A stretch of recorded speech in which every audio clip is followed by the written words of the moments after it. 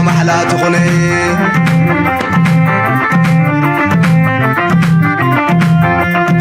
أتحدى شويته خيتلم كلس عيتلمني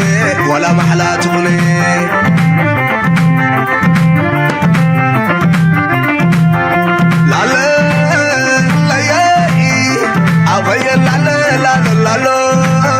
حدنة ترير تمر هزبي سما قبل فرناي بسواتي بناتي سنسلت مجزاتي زقنت تمقارك عليتي كتقبر حدا راسماتي ازت له عم حدا معدي لالو لالو لالو لالو ابوي بدبلا عدي علل بلي وارساي متسالو سلام تحنقتي كوكو تهين مر ابوي بدبلا عدي علل بلي وارساي متسالو سلام تحنقتي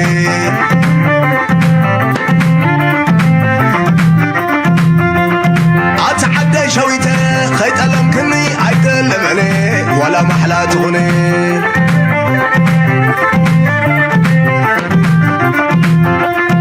أتحدى شويته خيط ألم كني عيتلمني ولا محلا تغني كوكو أبا قوبيه أبزا تفرو زعمني أبا قوبيه صندق حجر زنبلبلي أبا قوبيه نصوت هيدلن زباله أبا قوبيه نصوت دموز غفله بجهاجر أبا قوبيه نصوت برسم كلنا محبر حبنري اسكي كله إرتراوي خصاته نايب حقي نكل عدمي خقرب يدلي أنا مرسي لعبي خبري لعبي عدمي تعدي منيري انتخون من مثل زي كالي ملك عبزو وانزي نخلق زيادة حقص له ما حد تفتر اللي ينبر نحجز قرب نزل له خنثات زلنا نايم قشع قطع مني كالن زخونا قن وتعطيكم كلكم إرتوان مو نزنا يسم كلنا محبر أما حريكمون عجوكمون كتوعلوا بتحتنا يحتت كم تريوا زلهم زي أديو أقداسي أدميو سلام تقطعتلتنا زي channel كما يتقونوا تبوك تكونوا ناي وتر تمنيتنان بهجنانيو بزعمل الاختزاز خف هذا اللغدما العلا قداسنا زلويو وقرات العيلو هجرنا بسبوت خيد الله كنبل زمحرلان تبوك نجرن كوانتو خونه واجا زخف لدما مذكرة قداس سلزو خونه كم ذات تريوا زلهم نقلت عصرت شدشته ورحي حمشته نقدام مالتيو أب واشنطن دي سي زقبري مثلا اب اي سي سي سنتر ني محبرسون كلنا يرتراويان نمدقاف نعطاتو من محجاز حدا سبيشال ايفنت كليو سلازي اب دحريتهم زعبو خطأصلكم كفتني سلازي تساتيفكم بزكا لنا أبركتونا نغنقبر معرتي تحقوسو نتي واقاز غفلة دما محجاز اللغل كامبال زكاء لك كمقبارون سجير زفتوه سب زفتوه هجرت فتوه اللي كل دما نحلنا خون زقسن تكبار خون سلزغل نزام الاختزياء نباقم يم حلال فالهم انت دليهم نزاع كفال زيات راي قريسكم نابز ملكتو انت سجاجركما دسب لني سو كابز قصيلا نايلومي على توزينا دحرايا بدحريت كالي تمسجون الله تنزع بازي كزهرب كفتني لتوم دحيرهم زعطو مفلت مالتيو نالو مارسي أزيا قداسي كون بزح نجارين كساقس لزلو دما نخلو باب وجنو كن ريون كن فتنانينا باب انتاشمو كن ريون كن فتشون كن فتنينا سلازي جزاكي وصلتكم مجمريا بزي نالومي زينا نجمر let's go. To make sure the subject of Iran does not overshadow his trip to Beijing, but it's bound to be a thorny subject given Beijing's close ties with Tehran. Chief Foreign Correspondent Trey Heaps joins us live from Tel Aviv with the latest. Good morning, Trey. Yeah, hey guys, good morning. President Trump had a message for Chinese President Xi Jinping ahead of his departure to Beijing. The Chinese are the world's largest importer of Iranian crude oil. What is your message to President Xi as it relates to the Iran war? Well, I think number one, we're going to have a long talk about it. I think he's been relatively good, to be honest with you. You look at the blockade, no problem. They get a lot of their oil from that area. We've had no problem, and he's been a friend of mine. He's been somebody that we get along. كم تريوا زلهم دونالد ترامب ناب تشاينا تبقي سقم زلون دروب زغرب ساعات ناب تشاينا ناب ቤጂንግ ካቱ ምዃኑ ዝንገር ዘሎ ብዙሕ ተፅቢት ዝግበረሉ እዩ ግን ብዙሕ ኣጀንዳታት ድማ እዩ ዘለዎ ስለዚ ነዚ ንበይኑ ኣብ ድሕሪት ፅንሂልና ክንሪኦ ኢና ምክንያቱ ኣካል ናይቲ ዝግበር ዘሎ ኩነታት ስለ ዝኾነ ዶናልድ ትራምፕ ድማ ድሮ ነቲ ኤክስፔክቴሽን ሴት ንክገብር ብዙሕ ምንቅስቃሳት ይገብር ኣሎ ጎኒ ጎኒ እቲ ናይ ኢራን ኩነታት ድማ ኣብ ተጠንቀቕ ኣብ ዘለወሉ መድረኽ እዩ ስለዚ እዚ ሓደ ካብቲ ኣገዳሲ ምዕራፍ ክኸውን እዩ ቻይና እንታይ ክትገብረልና እያ ኣብዚ ጉዳይ እዚ እንታይ ኢድ ክትእትያ ብኸመይ ክትሪኦ እያ እንታይ ተሳትፎ ክህልዋ እዩ እንታይ ፀቕጢ ክትገብር እያ ዝተፈላለየ ሪቶታት እዩ ዘሎ ንክልቲኦም ቻይና ንኢራን ድያ ከተቐድም ወይስ ንኣሜሪካ እንታይ ክትገብር ትኽእል ዝብል ብዝሰፍሐ መልክዕ እውን ክንሪኦ ክንፍትን ኢና ብሓፈሻ ኣሜሪካውያን ቻይና ክትሕግዘና ይትኽእልኛ ኣብ ዝብል መደምደምታ ወዲቖም ኣለዉ ግን ስለምንታይ ከምኡ ዝብሉ ዘለዉ ክንርኢ ኢና እዚ ከምዚ ኢሉ እናሃለዎ ከሎ ቀፃሊ መቸም ደይ መደይሎም ድዮም ዝገብርዎ ዘሎ ዋላ እንታይ እስከ ስምዕዎ እዚ Secret airstrikes, shifting alliances, and a conflict that may be escalating behind the scenes. Reports now suggest Saudi Arabia and even the United Arab Emirates have carried out covert attacks inside Iran. So is the Middle East entering a more dangerous phase? And who's really driving the escalation? According to the Reuters news agency, Saudi Arabia has carried out numerous attacks on Iran in retaliation for Tehran's missile strikes in the kingdom during the Mideast war. That's the first time Saudi Arabia is እንታይ ዝብል ዜና ወፂሎ ሮይተርስ ዝሓለፈ ዎል ስትሪት ጆርናል ሓደ ዜና ሂቡ ነይሩ ኢማራት ንኢራን ከም ዘጥቃት ዜና ነጊሩ ነይሩ ኣብቲ መወዳእታ ናይቲ ምቁራፅ ተኽሲ ኣብ ዝግበረሉ ዝነበረ ነፈርቲ ኩናት ናይ ኢራን ኣብ ናይ ነዳዲ ቦታ ናይ ነፈርቲ ኩናት ናይ ኢማራት ናይ ዩኤኢ ኣብታ ናይ መወዳእታ ሰዓታት ኣገዳሲ ቦታ ናይ ኢራን ከም ዝሃረማ ተገሊጹ ነይሩ ሕጂ ድማ ሮይተርስ ዝበሃል ስዑድያ እውን ከምኡ ጌራ ነይራ እያ ኣብ ገለ ክፋል ናይቲ ኩናት ሓቢኣ መጥቃዕቲ ኣካይዳ ነይራ እያ ዝብል ዘረባ ወፂኡ ኣሎ እዚ ዘረባ እዚ ካበይ ናበይ ይገማጠልኩም ዘሎ ንኽንርድኦ ዝኣክል እየ ዘምፃልኩም ዘለኹ there's a clear intention ስለምንታይ ነዚ ነገር እዚ ኣብዚ እዋን እዚ የጓሃህርዎ ኣለዉ እንታይ ንኽረኽቡ ስለ ዝድለ ዘሎ እዩ ንምግማት ከቢድ ኣይኮነን ግን let's listen to the story ብክንደይ መንገዲ ይጠዋውይዎ ኣለዉ From West Asia. For years, Saudi Arabia and Iran, the region's biggest powers, have fought each other through proxies, militias, cyber attacks and covert operations. But now, for the first time, reports suggest Saudi Arabia may have directly struck Iranian territory. Reports say the Saudi airstrikes on Iran was a tit-for-tat response, following Iranian strikes on the kingdom. ሕጂ እንታዮም ዝብሉ ዘለዉ ስዑድያ እውን ልክዕ ከምተም ካልኦት ከም ኢማራት ማለት እዩ ኣብቲ ግዜ ኩናት ሩስን ኩናት ዝነበረሉ ልዕሊ ኩሉ ድማ ንሳ እውን ትጥቅዓሉ ኣብ ዝነበረት ግዜ ግብረ መልሲ ሂባ ከም ዝነበረት ዝገልፅ ሓበሬታ እዩ ናው መብዛሕትኡ እቲ ዝግበር ዘሎ ኣጀንዳ መብዛሕትኡ ሰብ ተረዲይዎ ኣሎ ንስዑድያ ሓባቢልካ ኢራን ኢማራት ነቲ መጥቃዕቲ ስለ ዝገበረት ንኢማራት ንምድሓን ስዑድያ እውን ክትልክም ኣለካ ጀስታ ግልጽ ዝኾነ ኣካይዳ ኢና ንርኢ ዘለና በዚ መንገዲ እዚ ናብቲ the times of Israel እዩ ከምኡ ድማ ሮይተርስ እዮም ኣውፂኦሞ እዩ ዝበሃል ዘሎ again እዚ ኣብቲ መጀመርያ ኣብዚ ኣፕሪል 5 ኣቢሉ ያጋጥሙ እዮም ዝብሉ ዘለዉ ስለዚ I'm not sure እዚ ነገር እዚ ክሳዕ ክንደይ ሓቅነት ኣለዎ coordinated with Israel Bloomberg said Zahana Bloomberg one of the strikes response to the April 5 Iran attack on the Emirati Borgo petrochemical site was coordinated with Israel Mrs. Israel ኮይኖም እዮም ካገሮም ዝብሉ I'm not sure እዚ ነገር እዚ ብዙሕ ነገር ከዘራርብ ዝኽእል እዩ ግን ብሓፈሻ እቲ ነገር ግን ከም ንሪኦ ዘለና ብዙሓት ሃገራት ከም ዝተሳተፋ ኣብኡ ብፍላይ ንስዑድያ ንኢማራት ንምድሓን ዝገብርዎ ዘለዉ እዩ ናይ እስራኤል ሚድያ ድማ ሞር ፓምፕ ይገብረሎ ሞር ፑሽ ይገብረሎ ነዚ ናራቲቭ ብወገን ስዑድያ ድማ ሓደ ኣገዳሲ መልሲ ተዋሂብዎ ኣሎ ፅኒሕ ኢልና ክንሪኦ ኢና ብሓፈሻ እንታይ ትዕዘቡ ኣለኹም እዚ ጉዳይ ዝንሪኢልኩም እዚ ኩናት እዚ ናበይ ገፁ ይኸይድ ከም ዘሎ ንፁር ስለ ዘይኮነ ደፊእካ ደፋፊካ ከተስፍሖ ክትክእል ኣለካ ብዝተኻለ መንገዲ ነዚ ኩናት እዚ ናብዘን ሃገራት ዓረብ ከተስግረሉ ትኽእል መንገዲ ክፍጠር ክኽእል ኣለዎ ምክንያቱ ሃገራት ዓረብ ብፍላይ ስዑድያ ከምኡውን ቀጠር ነዚ ኩነታት ዝተረድየን ብዝተኻለ መንገዲ እቲ ኩናት ጠጠው ዝብለሉ መንገዲ ክፈጥራ ይፍትና ኣለዋ ጠጠው ክብል ክብላ ከለዋ ወላ እውን ምስ ኢራን ዝግበር ኩናት ሕጂ እውን ጠጠው ክብል ይደልያ ኣለዋ ስለምንታይ ክሳብ ሕጂ ዘጋጠመ ኩናት ሪኦም ኣለዎ እንታይ ክሳራ ኣጋጢም ኣሎ ካብ ሕጂ ዝቕፅል ኩናት ግን እንታይ ክትገብር ትኽእል እስራኤል ኣይፈልጡን እዮም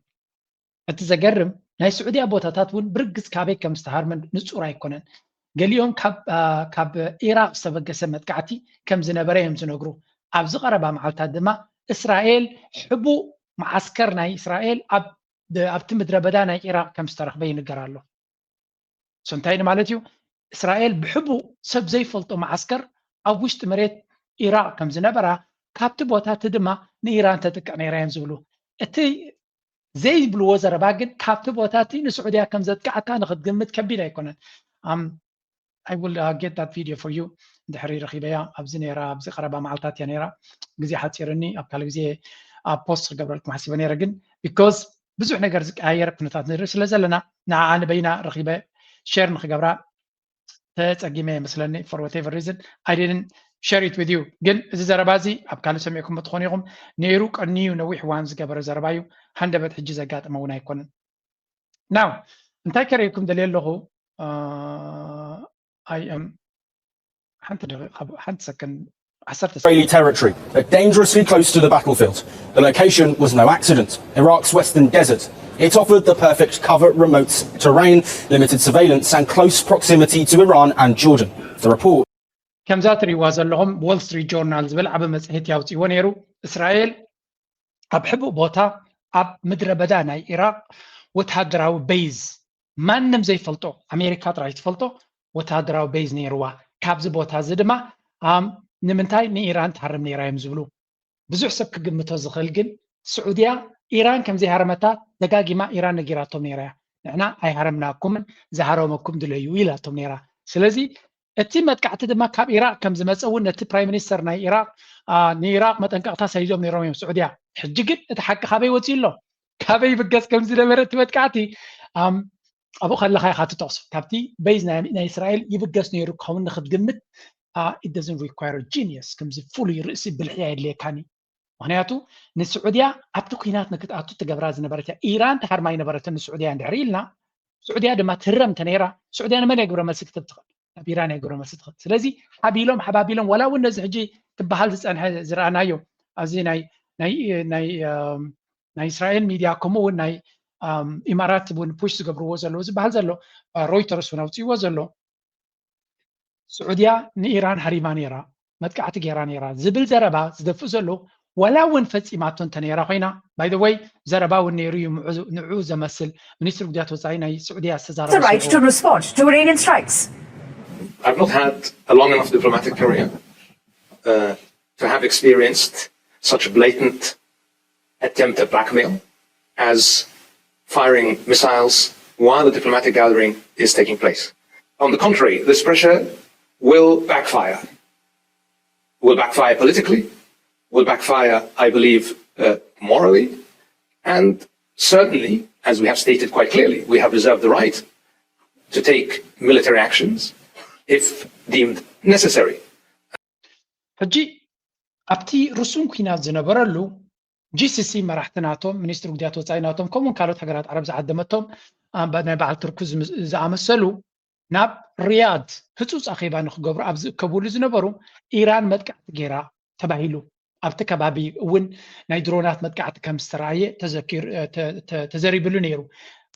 أبتو وانتي زتزاربلو برتع زربايو منستر بديات وصاينا السعودية فزعجن ريا زلنا زعطي زقبر زلو مليسو لتزعطي ناب حماق نقر نكخيد مبر بزمن قدزي سعوديات تنبرك خقرا يكونتن أو مثلا لنايو أبزخون يكون جزي أقدر أسوين ترخيبنا قبل ملسك نوصلينا سلازي نمانيو بنصور يزارب هاي نبران حجب زي كردانا زلو ناي بحكي تكونتات حدا ناي كرم نعسر عمتات ناي سلاح حلافز نبرة تركي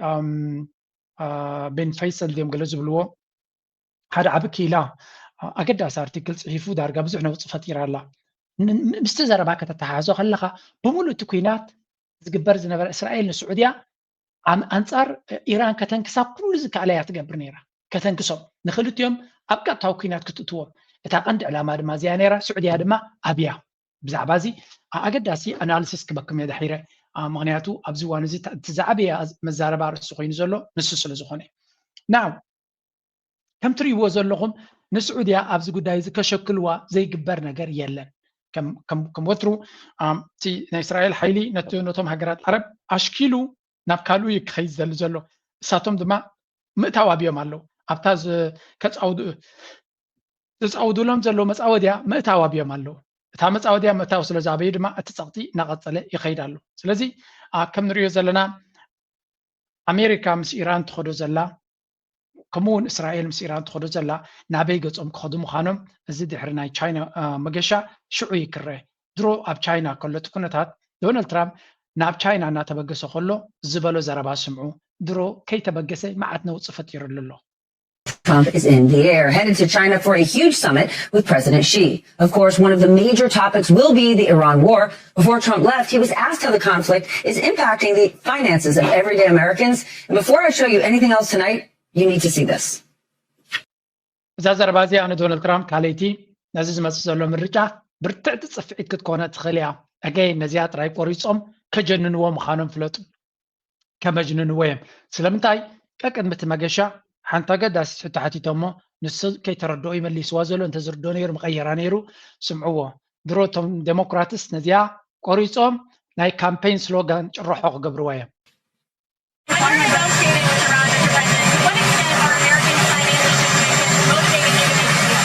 እንታይ ኢሎም ይሓትዎ ኣለዉ እታ ድምፂ ንፅርቲ ኮነትን ሕጂ ምስ ኢራን ክትዘራረብ ከለኻ ንምስተር ፕሬዚደንት ይብልዎ ኣለዉ ዶናልድ ትራምፕ ምስ ኢራን ኣብ ትዘራረበሉ ዘለኻ ወይ ዘታ ኣብ ትገብረሉ ዘለኻ ክንድምንታይ እዩ እቲ ቃንዛ ናይ ኣሜሪካውያን ናይ ኣሜሪካ ቁጠባዊ ቃንዛ ክንድምንታይ ይትንክፈካ ኣሎ ለሓደ ነገር መዕለቢ ንክትገብርሲ እቲ ኣሜሪካውያን ዝወርዶም ዘሎ ኣደራዕ ናይ ፋይናንስ ናይ ቁጠባ ናይ ሽግር ናይ ነዳዲ ብኩሉ መንገዲ ዝመፅኩም ዘሎ ሽግርሲ ክንድምንታይ ኣብ ግምት እትዎ ኣለኻ ምስ ኢራን ክትዘራረብ ከለኻ እዚኣ ዘረባ እዚኣ ለወድድ እያ ትበሃል ብክልቲኡ መንገዲ ጌጋ ክትገብር ትኽእል ዘረባ እያ ለባም ፖለቲከኛ ነዚኣ ዘረባ እዚኣ ኣስተውዒሉ ክምልሳ ዝግባእ ዶናልድ ትራምፕ ግን ብዘይ ምድላው ስለ ዝዛረብ ሓደጋ ናትሮ እዩ The only thing that matters is that I'm talking about Iran. They can't have a nuclear weapon. I don't think about American financial situation. I don't think about anybody. ከምዚኣ ትሪእዋ ዘለኹም ክንምንታይ ኢኻ ነቲ ናይ ህዝቢ ኣሜሪካ ዘኸዶ ዝወርዶ ዘሎ ኣደራዕ ናይ ቁጠባ ኣብ ግምት እትዎ ትብሎ ወላ ሓንቲ ግምት ይህበይ ኣለኹ ንዑ ወላ ሓንቲ ናቶም ቁጠባዊ ኩነታት ንዓይ ዘገድሰኒ ይኮነን ዘገድሰኒ ኢራን ኒኩለር ክትሕዝ የብላን ንሳ ጥራይ ተገድሰኒ ዘላ እጅ እንታይ ዝብል ዘሎ እሱ ናይ ኣሜሪካውያን ፀገም ኣየገድሰንን ማለት ይኮነን ወላ ደየገድሰኒ ኣየገድሰኑ እንዲ ብርግፅ ግን ነዚያ ዘረባ እዚኣ ክብላ ይደልኒ ሓብኣ መፈተነ ነይሩ እቲ ፀገም ግን ጸቕጢ የጋጥመካ ኣሎ ምስ ኢራን ክትዛረብ ከለኻ ያ ብግምጣላ ትኸውን ጸቕጢ የብለይን ካብ ኢራን ተረጋጊየ ዝርዮ ዘለኹ ክብል ይደሊ ዘሎ እታ ዝዓበየት ጌጋ ግን ፈፂሙ ኣብታ ዝዓበየት ፈንጃኣት እዩ ምክንያቱ ድሮ ኣብ ኣሜሪካ ዘጋጥሞ ዘሎ ስዕረት ካበይ ከም ዝመፅእ ዘሎ ፅቡቅ ጌራ የስተብዓለሉን ወይ ከዓ ኣብታ መፈንጠራ ዘሊሉ ድቕድቕ ከም ዝበለ እዮም ዝነግሩ ዘለዉ look at this I mean this guy ኣብ ሓዊ ይረጊፁ ዘሎ ሓዊ እንታይ ክገብሮ ክንሪኦ ኢና New CNN polling just out with a fresh look on how Americans feel about the economy. The numbers revealing a deep anxiety about affordability, that word, and growing warning signs for President Trump. 73% describing economic conditions right now, today, as poor in the country. That's not a good outlook on what was once considered. Latest poll, ናይ መወዳእታ መፅናዕቲ ኣብ ዝቐረባ ዝተገበረ መፅናዕቲ ሓደ ካብቲ ቀንዲ ኣጀንዳ ወይ ከዓ መዛረባ ርእሲ ኮይኑ ዘሎ affordability anxiety ይበሃል ድማ መነባብሮ ይከኣል ዘሎ የለን እዚ ማለት እንታይ ማለት እዩ ህይወትና ከመይ ክቕፅል እዩ እንታይ ክንከውን ኢና ዝብል ሰባት ከመይ ኣለዉ ፑር መነባብሮና how do you rate economic conditions today ኩነታት ናይ ቁጠባ በአሜሪካ ከመይ ትርእዮ ንዝብል 73% ኣዝዩ ሕማቕ ብምባል መሊሶም ኣለዉ 73% that is a disaster in Donald Trump ስለዚ ኩነታት ናይ ቁጠባ ኣብ ኣሜሪካ ቁፅሪ ሓደ ምርጫ ናበይ ገፁ ክኸይድ ምዃኑ ብኩነታት ናይ ቁጠባ ይዝዕቀን that's why ኣሜሪካ ኩሉ ግዜ ኣብቲ ናይ ኩነተ ቁጠባ ኩሉ ዓይነት ማኒፑሌሽን ናብኡ ክገብሩ ዝፍትኑ ስለዚ ኩነተ ቁጠባ ናይ ኣሜሪካ ኣዝዩ ሕማቕ ስለ ዘሎ ህዝቢ ኣሜሪካ ጠቕላላ ዶናልድ ትራምፕ በዚያ ክፀፍዖ ጀሚሩ ኣሎ እቲ ዝሕዝን ክፋል ዶናልድ ትራምፕ እታ እንኮ ፅቡቕ ደገፍ ዝረኽበላ ዝነበረ ነጥቢ እዛ ናይ ቁጠባ ትባልያ ቢዝነስማን ስለ ዝኾነ ቁጠባ ይርድኦ እዩ ኣብኡ እዩ ዘተኩር እዩ ዝበሃል ነይሩ እጅ ግን ኮምፕሊትሊ ካብ ትፅቢት ናይቲ ኩሉ ዝፅበዮ ዝነበረ ወፃኢ ይኸይድ ስለ ዘሎ እቲ ፀገም ኣብዚ ኸ ስለዚ ነዛ ሕጂ ከፊኣ ዘላ ድማ ወላ ሓንቲ ናትኩም ፀገም ኣይግድሰንን ይትብል ዘረባ እንትወሲኽካ ኣላ ቅድሚ እውን ቅድሚ ሓደ ወርሒ ድዩ ዋላ ገለቢሉ ብዛዕባ ናይ ጥዕና ጉዳይ ናይ ህዝቢ ብዛዕባ ናይ ምክንኻን ናይ ስድራ ቤታት ወይ ከዓ ቻይልድ ኬር ዘገድሰኒ ይኮነን ኣብቲ ስቴትስ ውሰድዎ ንሕና ብዛዕባ ኩናትን ወረ ኩናትን ጥራይና ክንሰርሕ ንኽእል ዝብልካ ኣገዳሲ ዘረባ ተዛሪቡ ክሽፍንዋ ብዙሕ እዮም ፈቲኖም ስለዚ እቶም ዴሞክራትስ ነዚአን ናኣከቡ ከም ቶኪንግ ፖይንትስ እዮም ክጥቀሙለን ዶናልድ ትራምፕ ብዛዕባ ቁጠባኻ ብዛዕባ መናብሮኻ ብዛዕባ ፋይናንስካ ዝግደስ ሰብ ኣይኮነን ናይ ካልእ ኣጀንዳ እዩ ዘለዎ ነቲ ቢግ ኮርፖሬሽንስ ነተን ዓበይቲ ካምፓኒታት ንዓታተን ንረብሓናተን ዳኣምበር ንረብሓ ናይቲ ሊትል ጋይ ናይቲ ንእሽተይ ሰብ ዝግደስ ሰብ ኣይኮነን እዮም ዝብሉ ብርግፅ ዋላ እውን እቲ ግደ ንቻይና ዝኸዶ ዘሎ ሕጂ ነቲ ቁጠባ ናይ ተራ ኣሜሪካውያን ከም መሓይሽ ከም ዘይኮነ ፍሉጥ እዩ ስለምንታይ ትግምት ንመን ሒዙ ኸይዱ ኣሎ ረእይዎ ኣብ ኣሜሪካ ዋላ ብዛ ዓለም ድኻ እንድሕር ኮንካሲ ቦታ የብልካ If you like now to talk a lot more about Donald Trump's visit to China this week. He's on the plane as we speak. A large delegation, of course, of business leaders, and our business editor, Charles Pellegrin, is here to analyse it all for us, Charles. The US president heading to China for ሕጂ ንቻይና እዩ ዝኸይድ ዘሎ ሶ ንቻይና ንመን ሒዙ ኸይዱ ኣሎ ንዝብል look at this delegation ሒዝዎ ኸይዱ ዘሎ it only ንሱ ንባዕሉ ባዕሉ ዝገልጸልካ ዶናልድ ትራምፕ ከመይ ዓይነት ሰባት ኣብ ዙርዩ ከም ዘለዉ ሶ ብላዕሊ ጀምር ኢሎን ማስክ ቲም ኩክ ኣፕል ማለት ኢሎን ማስክ ኦፍ ኮርስ ናይ ዓለምና ዝሃብተመ ንዓብ ክፋል ንኣሜሪካ ድማ ክቋፀር ቀሪቡ ዘሎ ኣዝዩ ሃብታም ማለት እዩ ኣደነው ሃብትናቱ 700 ቢልዮን ኣሎ ልዕሊ እንተዘይኮይኖም ኖ ሹር ምክንያቱ ስቶክ ማርኬት ከም ላዕሊ ኸይድ ስለ ዘሎ just let me quick search ክገብር ኢሎን ማስክ ኔትወርስ ኢሎን ማስክ ኔትወርት ቀዳመይቲ ትመፀካ 827.5 ቢልዮን ኣሜሪካ ዶላር ሃብት ኣለዎ ኢሎን ማስክ አሚን ቁጠባ ናይ ኤርትራ ብገምጋም 2 ክሳብ 4 ቢልዮን ዶላር እዮም ዝብልዎ ወላ 5 ቢልዮን በሎ 827 ቢልዮን ሃብት ኣለዎ ዶናልድ ትራምፕ እዚ ኢሎን ማስክ so pretty much ኣብ ቻይና ድማ ኣገዳሲ ክፋል ናይ ቁጠቡ ተስላው ስለ ዝኾነ ናብኡ ኸይዱ ኣሎ ቲም ኩክ ኣፕል ናይ ዓለምና ገለ ካብቶም ዓበይቲ ካምፓኒታት በርግ ዝበሃልካ ናይ ኬሎግ ዝበሃል ካምፓኒ ናይ ቦይንግ ናይቲ ነፈርቲ ዘፍሪ ማለት እዩ ሌሪ ኮልፕ ኣደነ እቲ ፅሑፋት ኣብቲ ድሕሪኡ መበል 50 ዘሎ ሌሪ ፊንክ ድማ እዚ ብላክ ሮክ ዝበሃል መቸም ዳርጋ ንዓለም ምልእቲ ዝቆፃፀራ ዝብልዎ እዩ ከምኡ ድማ ብላክስቶን ዝበሃል ኩላቶም ዓበይቲ ናይ ኢንቨስትመንት ቦታታት እዮም እዚኦም በቃ ኩላቶም ቶም ኣለና ዝበሃሉ ሃብታማት ናብቲ ቦታት ከይዶም ኣለዉ ስለዚ ዴሌጌሽን ሒዝዎ ዝኸይድ ዘሎ ብዛዕባ እንታይ ክዛረብ ምዃኑ ዘነፅር እዮም ዝብሉ ዘለዉ እዚ ማለት ማለት እዩ እዚኦም ሰባት እዚኣቶም ሒዙ ክኸይድ ከሎኒ ፕሬዚደንት ሺ እንታይ ዝብሎ ዘሎ we are going to talk about business ብዛዕባ ኢራን ብዛዕባ ካልእ ተወሳኺ እዩ ቀንዲ ዘረባናትና ግን ብዛዕባ ቁጠባ ይክኸውን ብዛዕባ ሃብቲ ይክኸውን ሃብታማት ናትና ኢንቨስት ክገብሩ እዮም ነዚኣቶም ዝሕጉስ ግበር ነዚኦም ኣቐዲመ ክሰርሕ ይብለሎ ነዚኦም ኣቐዲሙ ክሰርሕ ተኮይኑ ምስ ቻይና ክረዳዳ እዩ ማለት እዩ ስለምንታይ ኩለን ዘን ካምፓኒታት እዚኣተን ኣብ ቻይና ፈፂምካ መተካእታ ዘይብሉ ሰራውር ዘለዎን እዩ ካብ ቻይና ወፂኦም ኣብ ካልእ ካምፓኒታት ናተን ንቡር ክኾና ኣይክእላን እየን ስለዚ ምስ ቻይና ዘሎ ዝምድና ክፅገነሉ ዝኽእል መፍትሒ ክርከበሉ ዝኽእል መንገዲ ንምግባር ክደፍእ ዝኽእል ማለት እዩ ዝበዝሕ ህዝቢ ኣሜሪካ 67 ዓመታዊት ህዝቢ ኣሜሪካ ኣብ ዝኸረየኩም ክእለ ዳርጋ ቁጠባ ናቱ ኣብ ኣዝዩ ከቢድ መናብሮ ጎዲሉ ከሎ ቢልዮነራት ግን ሃብቲ ናቶም ንሰማይ ዝትኮስ ዘሎ President Trump's strongest issue. His approval rating on the economy has fallen to a new career low. Americans are worried, full stop, worried about paying their bills, especially surprise ones. About 2/3 say in this new poll that they could not comfortably afford a $1,000. ከባቢ እንታይ ብሎ can you afford 1000 emergency expense? ሓደጋ ሃንደበት ሕክምና እንታቲኻ ናይ $1,000 ድማ ዝኽፈል ተመፂካ ክትከፍሎ ትኽእል ዶ ንዝብል 66% ህዝቢ ኣሜሪካ ኣይንኽእልን ኢና ኢሎም ኣለዉ ኖ ኢሎም መሊሶም 66% ናይቲ ህዝቢ ኣሜሪካ መፅናዕቲ ስለ ዝኾነ ንዑ ዝውክል ማለት እዩ ናይ $1,000 ሽግር እንተገጢሞ ሽግሩ ክፈታሕ ኣይክእልኒ ብካልእ ዘራርባ ኣብ ሴቪንግ ኣካውንት ናቱ $1,000 የብሉ this is the country ኣብ ዓለምና ዝሃብተመት ሃገር እያ ዝዓበየ ቁጠባ ዘለዋ ዝበሃል እያ $1,000 ኣብ ኣካውንቶም ኣብ ሴቪንግ ኣካውንት ዘይብሎም እዮም ስለዚ እንታይ ዘረየካ ክንዲ ምንታይ ኣብ ሰንኮፍ ዝቕመጥ ህዝቢ ከም ዘለዎም ኢሎን ማስክ ድማ ብግምጣሉ 870 ቢልዮን ኣለዎ ንብል ፀኒሕና ናይ ዝበዝሐ ሰብ ሽግር ክፈትሖ ዝኽእል ዝነበረ በቲ ገንዘብ ናቱ ስለዚህ እታ በዓል ኣብ ኣሜሪካ ዘሎ ዲስፓሪቲ ወይ እውን ኣብ መንጎ ዘለዎን ዘይብሉን ዘሎ ፍልልይ ፈፂምካ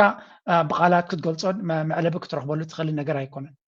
Answer from the president comes on the very same day we got a new inflation report showing that prices are surging. We're going to get into that a little later in the show, but first, we also learned today more about the cost of this war itself. Trump's military officials told Congress that their latest estimate is now $29 billion. That number does not include the cost of repairing American facilities.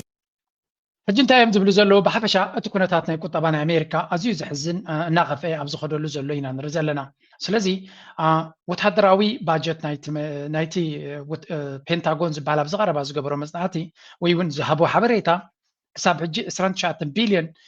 ዶላር ኣብ ኩናት ናይ ኢራን ከሲሩ ከም ዘሎ እዩ ዝገልጽ ዘሎ 29 ቢልዮን ኣዝዩ ውሑድ እዩ እፅፊ ናቱ ክኸውን ከም ዝኽእል እቲ ገምጋም ዝግበር ዘሎ ህዝቢ ኣሜሪካ ኣብ ሰንኮፍ ወዲቑሎ ሽግር ወዲቑዎ ኣሎ ንብል ፀኒሕና መፍትሒ ናቱ ክገብሩ ኢኻ ትፅበዮም ከምኡ ዝበሃል የለን ኣሜሪካ ካልእ ዓለም እቱም ሰባት look at this is crazy Those comments, his Defense Secretary Pete Hegseth told a House committee that the Pentagon is asking for a war-fighting budget. Hegseth says the military needs $1.5 trillion for the next fiscal year. That's a 44% increase.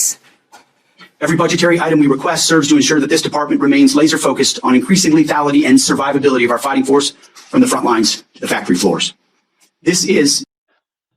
ከም ትሪእዎ ዘለኹም ኣሜሪካ እንታይ እዮም ዝብሉ ዘለዉ 1.5 ትሪልዮን ባጀት ንምክልኻል ንደሊ ለና ይብሉ ኣለዉ ህዝቢ ኣሜሪካ ኣብ ከቢድ ዝኾነ ስቃይን ሽግርን ኣሎ እናበልና ከለና ሚኒስትር ምክልኻል ናይ ኣሜሪካ ድማ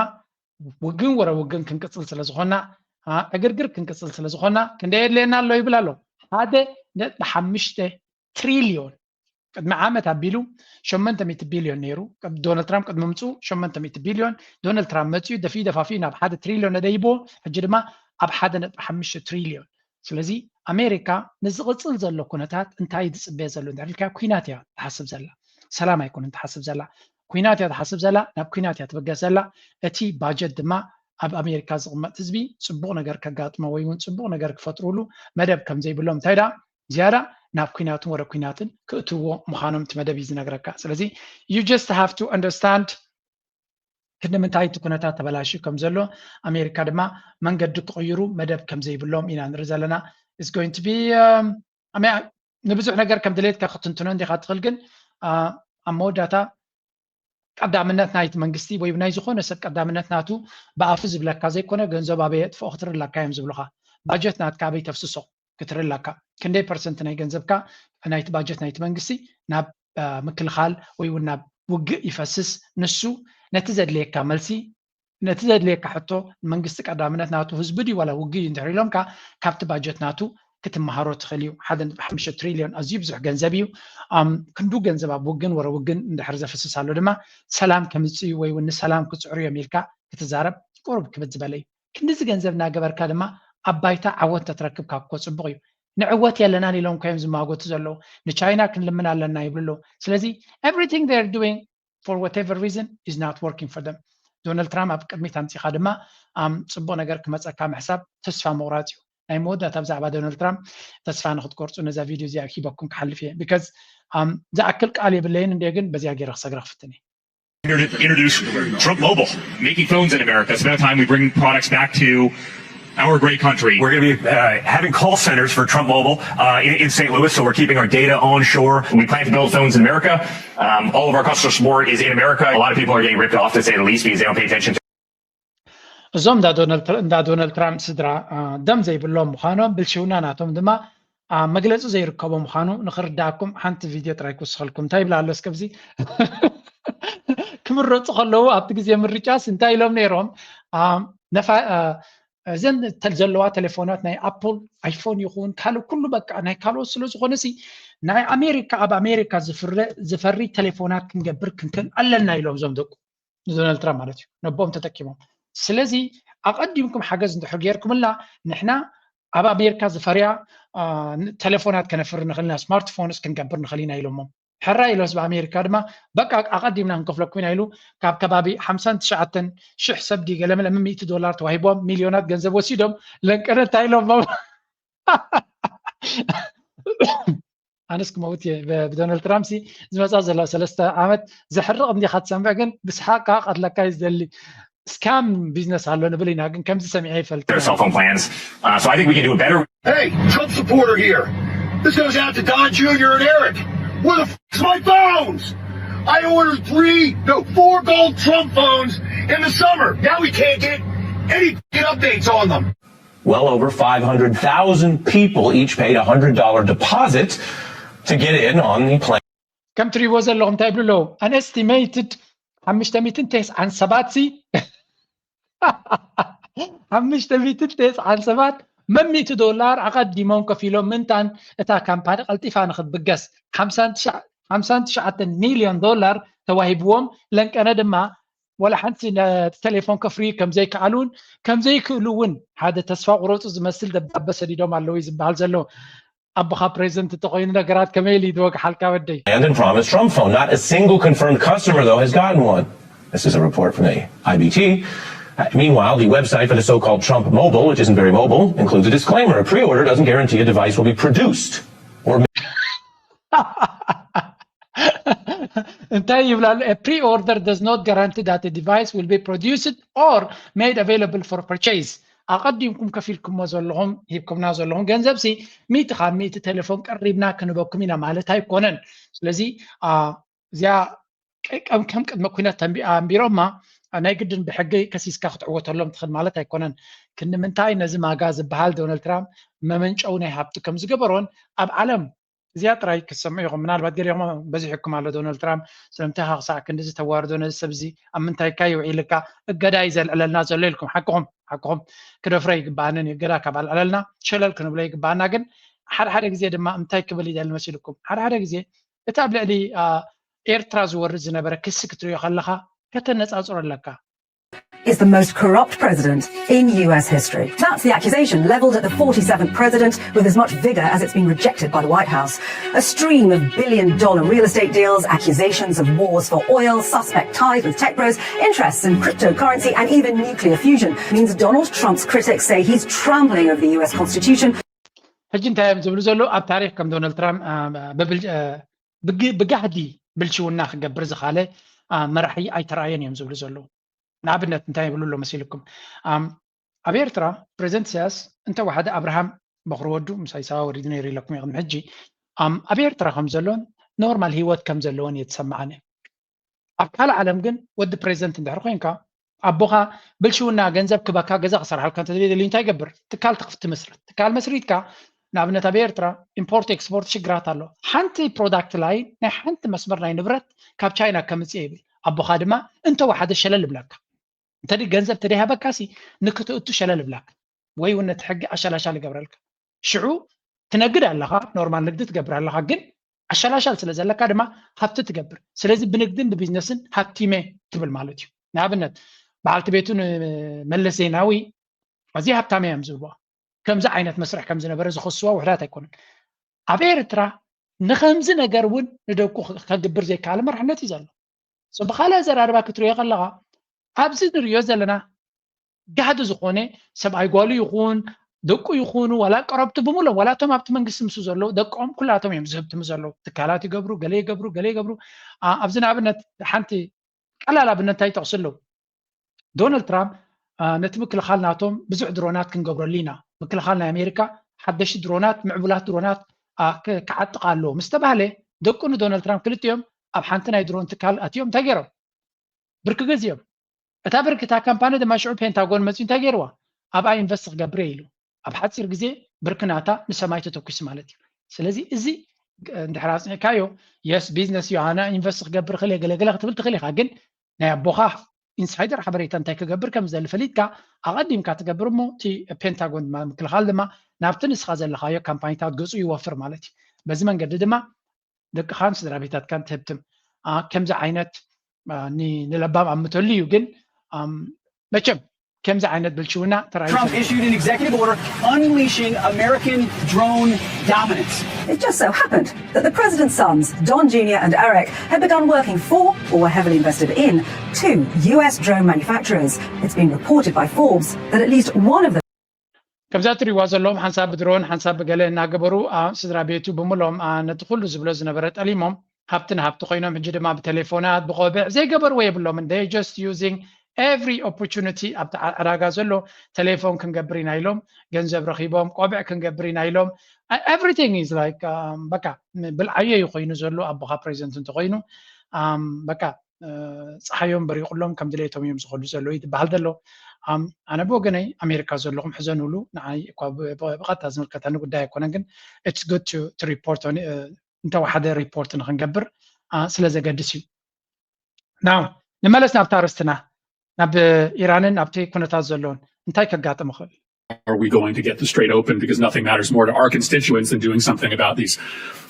spiraling gas prices, which are bankrupting families and farmers all across the country. And maybe let me ask it this way. This is the first time you've come before this committee, but in other briefings, people that work for you have told us in plain terms that there is no military mechanism to reopen the Strait, that ultimately it will be a political decision made by Iran.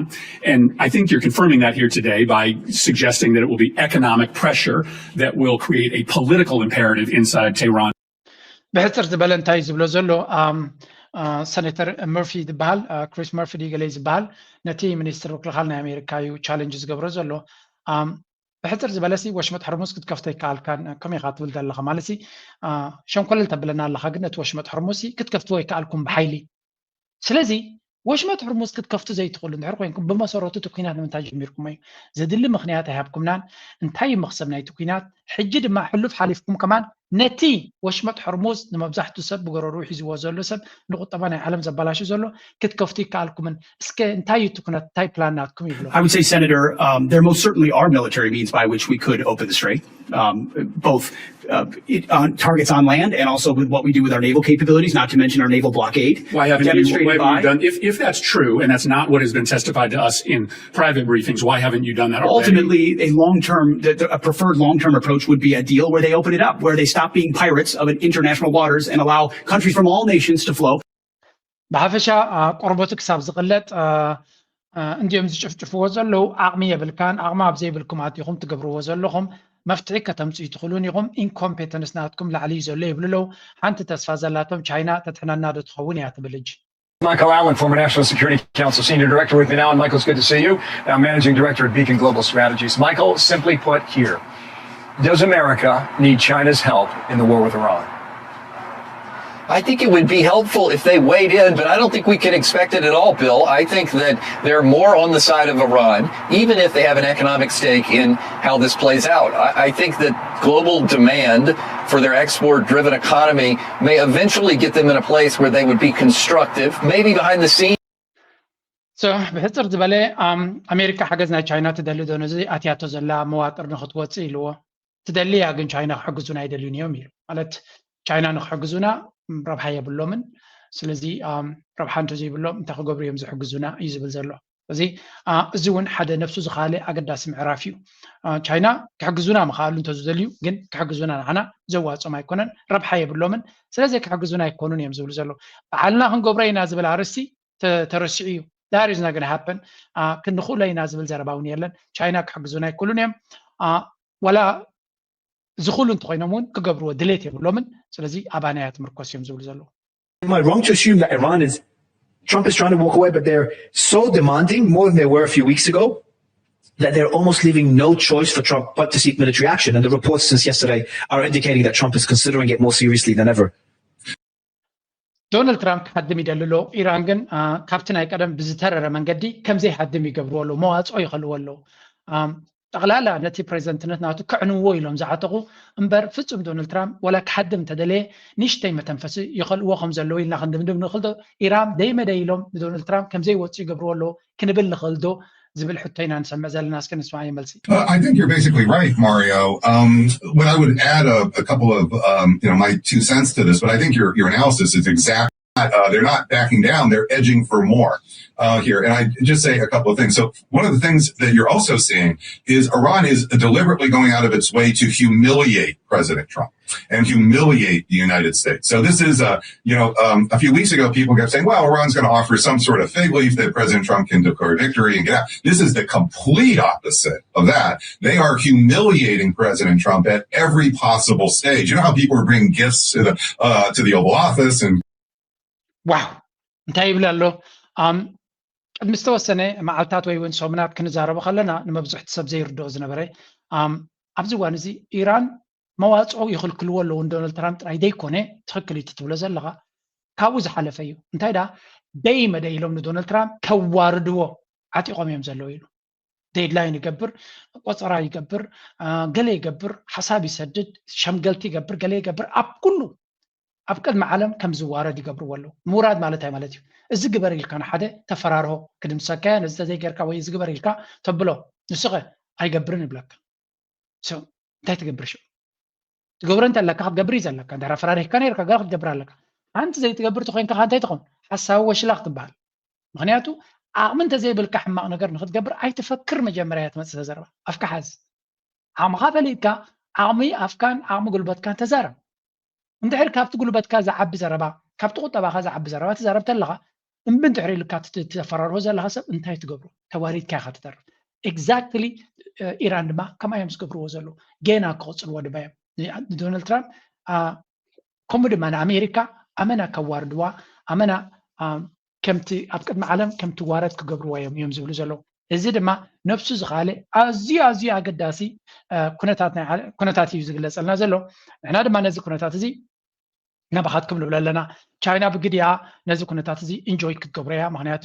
የስ ንሳቶም ሱፐር ፓወር ክኾኑ እዮም ዝደልዩ ንሳቶም ሱፐር ፓወር ክኾኑ እንተኮይኖም ድማ ኣሜሪካ ፅቡቅ ጌራ ክትዋረድ ኣለዋ ንሕና ከይተዋጋእናያ ንሕና ከይሃረምናያ ካልኦት እንተ ኣውዲቖምልና ድማ ትዝበለፀ እዮም ዝብሉ ዘሎ ትዝበለፀ ስለዚ ቻይና ንኢራን ተንበርኪኾም ብድሕሪ መጋረጃ ከም ዘመስግንዋ ፍሉጥ እዩ እዚ ከም ርዱእ ጌርካ ክትወስዶ ትኽእል መብዛሕትኡ ህዝቢ ዓለም ድማ ኢራን ትገብረሉ ዘላ ንኣሜሪካ ኣብ ንቡር ኣካይዳ ከም ትምለስ ይመልስዋ ኣለዉ ካብቲ ዕንደራ ናብ ንቡር ከም ትምለስ ይገብርዋ ኣለዉ መርኣያ ናቱ ድማ ኣብ ቀርኒ ኣፍሪካ ዝኽተልዎ ዘሎ ፖለቲካ ፅቡቅ ኣብነት ክኾነና ይኽእል እዩ ሕጂ ናብ ቀርኒ አፍሪካ ባህርን እኔና ወዳጄ ፕሬዚዳንት ኢማኑኤል ማክሮን ኢትዮጵያ በሰላማዊ መንገድ የቀይ ባህርን አክሰስ የማድረግ ፍላጎቷን በዝርዝር ተወያይተናል። ከዚህ ቀደም በተደጋጋሚ እንዳነሳ ነው 130 ሚሊዮን ህዝብ ያላት ሀገር ኢኮኖሚያ በፍጥነት እያደገ ያለች ሀገር ተጨማሪ አክሰስ የሚያስፈልጋት ሀገር በዓለም ህግ በሰላማዊ መንገድ በዲፕሎማሲያዊ መንገድ እንደ ፈረንሳይ ያሉ ወዳጅ ሀገራት ተጠቅመን የምናገኝበት መንገድ ላይ የእሳቸው ጠንካራ ድጋፍ እንዳይለየን የቀረበላቸውን ጥያቄ እሳቸውም በአክብሮት ተቀብሏል። ለዚህም ከፍተኛ ምስጋና ያለን ሲሆን መላው የኢትዮጵያ ህዝብ እና መንግስት ከፈረንሳይና ከፕሬዝዳንት ኢማኑኤል ማክሮን በዚህ ረገድ የሚጨበጥ ውጤት የሚጠብቅ መሆኑን ከም ትሰምዕዎ ዘለኹም ኢኹም ንጹር ዝኾነ ዘረባ ወይ እውን ሓደገኛ ዝኾነ ዘረባ ኢና ንሰምዕ ዘለና እንታይ ዝብል ዘሎ ባሻይ ቀይ ባሕሪ ክወሃቦ ይሓትት ከም ዘሎ ቀይ ባሕሪ by the way ኢማኑኤል ማክሮን መገሻ ድመጾ just to give you context ምንታዩ ኣብዚ መገሻ እዚ መፂዎም ንዝብል ዘረባ ንዘይከታተሎ ዘሎ ሃንደበት ክኾነ ስለ ዝኽእል ኢማኑኤል ማክሮን ኣብ ደገ ባሕሪ ክረክብ እየ ዝብል ዘሎ ግን let me give you context እሱ ኣብ ምንታይ መድረኽ እዩ ነዚ ኣጋጢሙ ንዝብል እዚኣ ንስማዕያ Anytime you have demonstrated to us that you are our friend. Give it up for my friend Emmanuel Macron.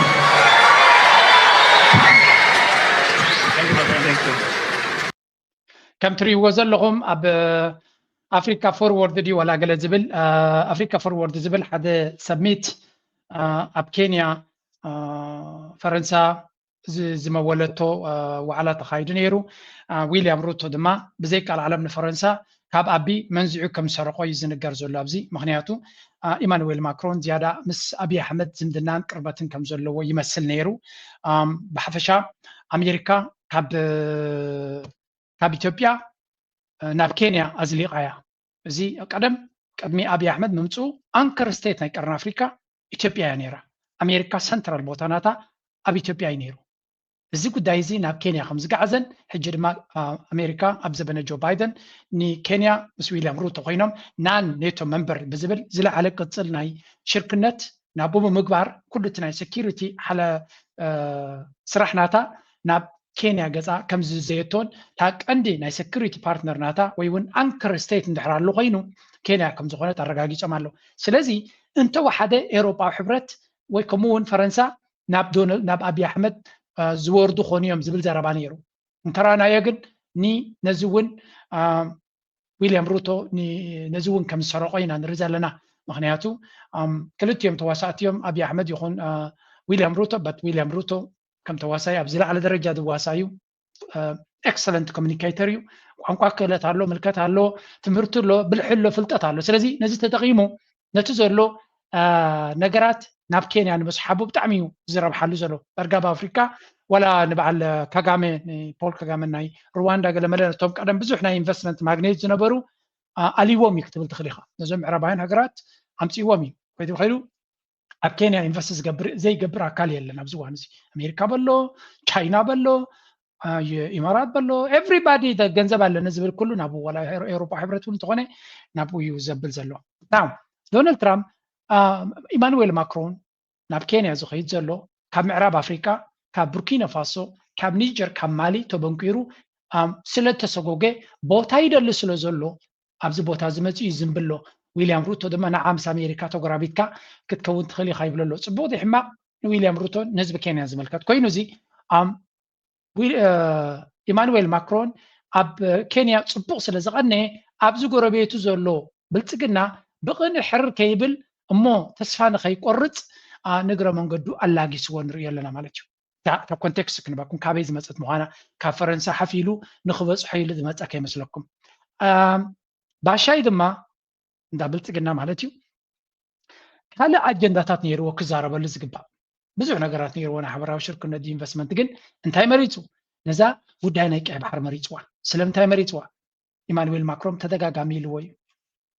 ብሰላማዊ መንገዲ ብዲፕሎማሲያዊ መንገዲ ኣብ ደገ ባሕሪ ንክትረክብ ክሕግዘካ ኢልዎ ምክንያቱ ጅቡቲ ትበሃል ንፈረንሳ እዚያ ተገድሳ ስለዚ ንጅቡቲ ገዲፉ ኣብይ ኣሕመድ እቲ መን ኢኻ ትብሎ ማክሮን ንዓቢ ብፍሉይ ናይ ባሕሪ ዕንደራ ክሕግዞ ይኽእል ኣይንብል ኢና ብካልእ ብግምጣሉ ድማ ናብ ኤርትራ ዝግበር ዕንደራ እንተዝነብር ነይሩ ወይ እውን እንተዝህሉ ፈረንሳ ክትሕግዞ ትኽእል ዝነበረት ሃገር ምዃና ፍሉጥ እዩ ነይሩ ኣብዚ እዋን እዚ ግን እቲ ኩነታት ተቀያይሩ ስለ ዘሎ ኣብይ ኣሕመድ ነዛ ምርጫ እዚኣ ተጠቂምላ ኣሎ ስለዚ ብሕፅር ዝበለ ተን ዝበለ እንተሪእኻየን ባይላተራል ሚቲንግ ብዙሕ ብዛዕባ ካልኦት ከም ተዘራረቡ ግን ቀንዲ ኣተኩሮ ነዚኣ ናይ ብልፅግና ኣብ ናቱ ቻነል ይኹን ኣብ ካልእ ነዚያ ናይ ቀይ ባሕሪ ዝበላ ወይ እውን ናይ ባሕሪ ኣክሰስ ዝበላ ፅቡቅ ገይሮም ኣጉሊሖም ኣምፅኦም ኣለው ሬድ ሲ ኣክሰስ A central topic of discussion was Ethiopia's strategic goal to secure a peaceful access to the Red Sea ሕጂ እቲ ዘረባ ጌጋ የብሉ ኣብ ኣፍ ደገ ባሕሪ ብሰላማዊ መንገዲ ኣክሰስ ክንረኽበሉ ንኽእል ኢማኑኤል ማክሮን ካብ ከምዚ ኢሉ እንተተዛሪቦ እንታይ ብሎ ያ ብሰላማዊ መንገዲ ናብ ቀይ ባሕሪ ኣፍ ደገ ንክትረኽቡ ክንሕግዘኩም ኢና እዚ ማለት ንንግዲ ንካልእ ማለት እምበር ካልእ ዘረባ የብላን ኣብዚኣ ቀፂሉ ናይ ኢትዮጵያ ቁጠባዊ ዕብየት ይኹን እቲ ህዝቢ ኣብ ግምት እቲ 30 ሚልዮን rapidly growing economy additional maritime access ተወሳኺ ኣፍ ደገ ባሕሪ ተወሳኺ መስመር ናይ ንግዲ ዝብል ዘሎ ማሪታይም ኣክሰስ ስለዚ ኣዲሽናል ተወሳኺ ኣብ ልዕሊ ጅቡቲ ክንደሊ ንቡር ዝብል ዘሎ ኣብዚ ድማ ጌጋ ዝብሎ የለን ምክንያቱ ንሱ ዕላምኡ ተንኮል ምዃና ንፈልጥ ኢና ግን ኣብ ቅድሚ ዓለም ክመፅእ ከሎ ኩሉ ግዜ ይጥንቀቕ እዩ ዘይክስሶ ነገር እዩ ዝገብር ነቲ ውሽጣዊ ፖለቲካ ግን ተገልግሎ እያ እዚኣ we know this game እዛ game እዚኣ ፅቡቅ ጌርና አንቢብና ኣለና diplomatic approach Ethiopia reaffirmed its commitment to pursuing its goal through peaceful means international law and diplomatic channels ስለዚ ኣብ ደገ ባሕሪ እንደልዮ ዘለና ብሰላማዊ መንገዲ ይብላ ኣሎ peaceful means ሰላማዊ መንገዲ ብዓለም ለኻዊ ሕጊ international law ቀፂሉ ድማ diplomatic channels ብዲፕሎማሲያዊ መንገዲ good ነዚ ነገር እዚ ኣብየካ ያለ by the way ፅቡቅቲ መልሲ ካብ ኣምባሳደር ሶፊያ ተስፋ ማርያም ተዋሂባ ኣላ ነዛ ጉዳይ እዚኣ ንዑ ኢላ ይገበረቶን ግን I'm going to show you support from France Prime Minister Abiy Ahmed expresses gratitude ፈረንሳ ዝገበረቶ ትገብረሎም ዘላ ሓገዛት እናመስገነ ኣብዚ ጉዳይ እዚ እውን ልዑል ኣገዳስነት ናይ ፈረንሳ ነዚ ዕላማ ናይ ርግኣትን ናይ ቁጠባዊ ዕብየትን ካልእን ናታ ተራዓቢ ከም ዝኾነ የመስግን ማለት እዩ ስለዚ ከም ንሪኦ ዘለና እዚያ ዘረባ እዚኣ ሙሉ ብሙሉ ንምንታይ ተጠቂምላ እንድሕሪልና እታ ኣጀንዳና ሞተት ስለትኸይ ዘላ መብዛሕቶም ድማ እንታይ ይብልዎ ኣለዉ እዛ ጉዳይ ናይ ባሕሪ ክገድፋ ድዩ ሕጂ ኣሜሪካ ምስ ኤርትራ ዕርቂ ፈቲና ኣሜሪካ ምስ ኤርትራ ብቐጥታ ክትዛረብ ጀሚራ እገዛ ልዕሊ ኤርትራ ኢላቶ ስለዚ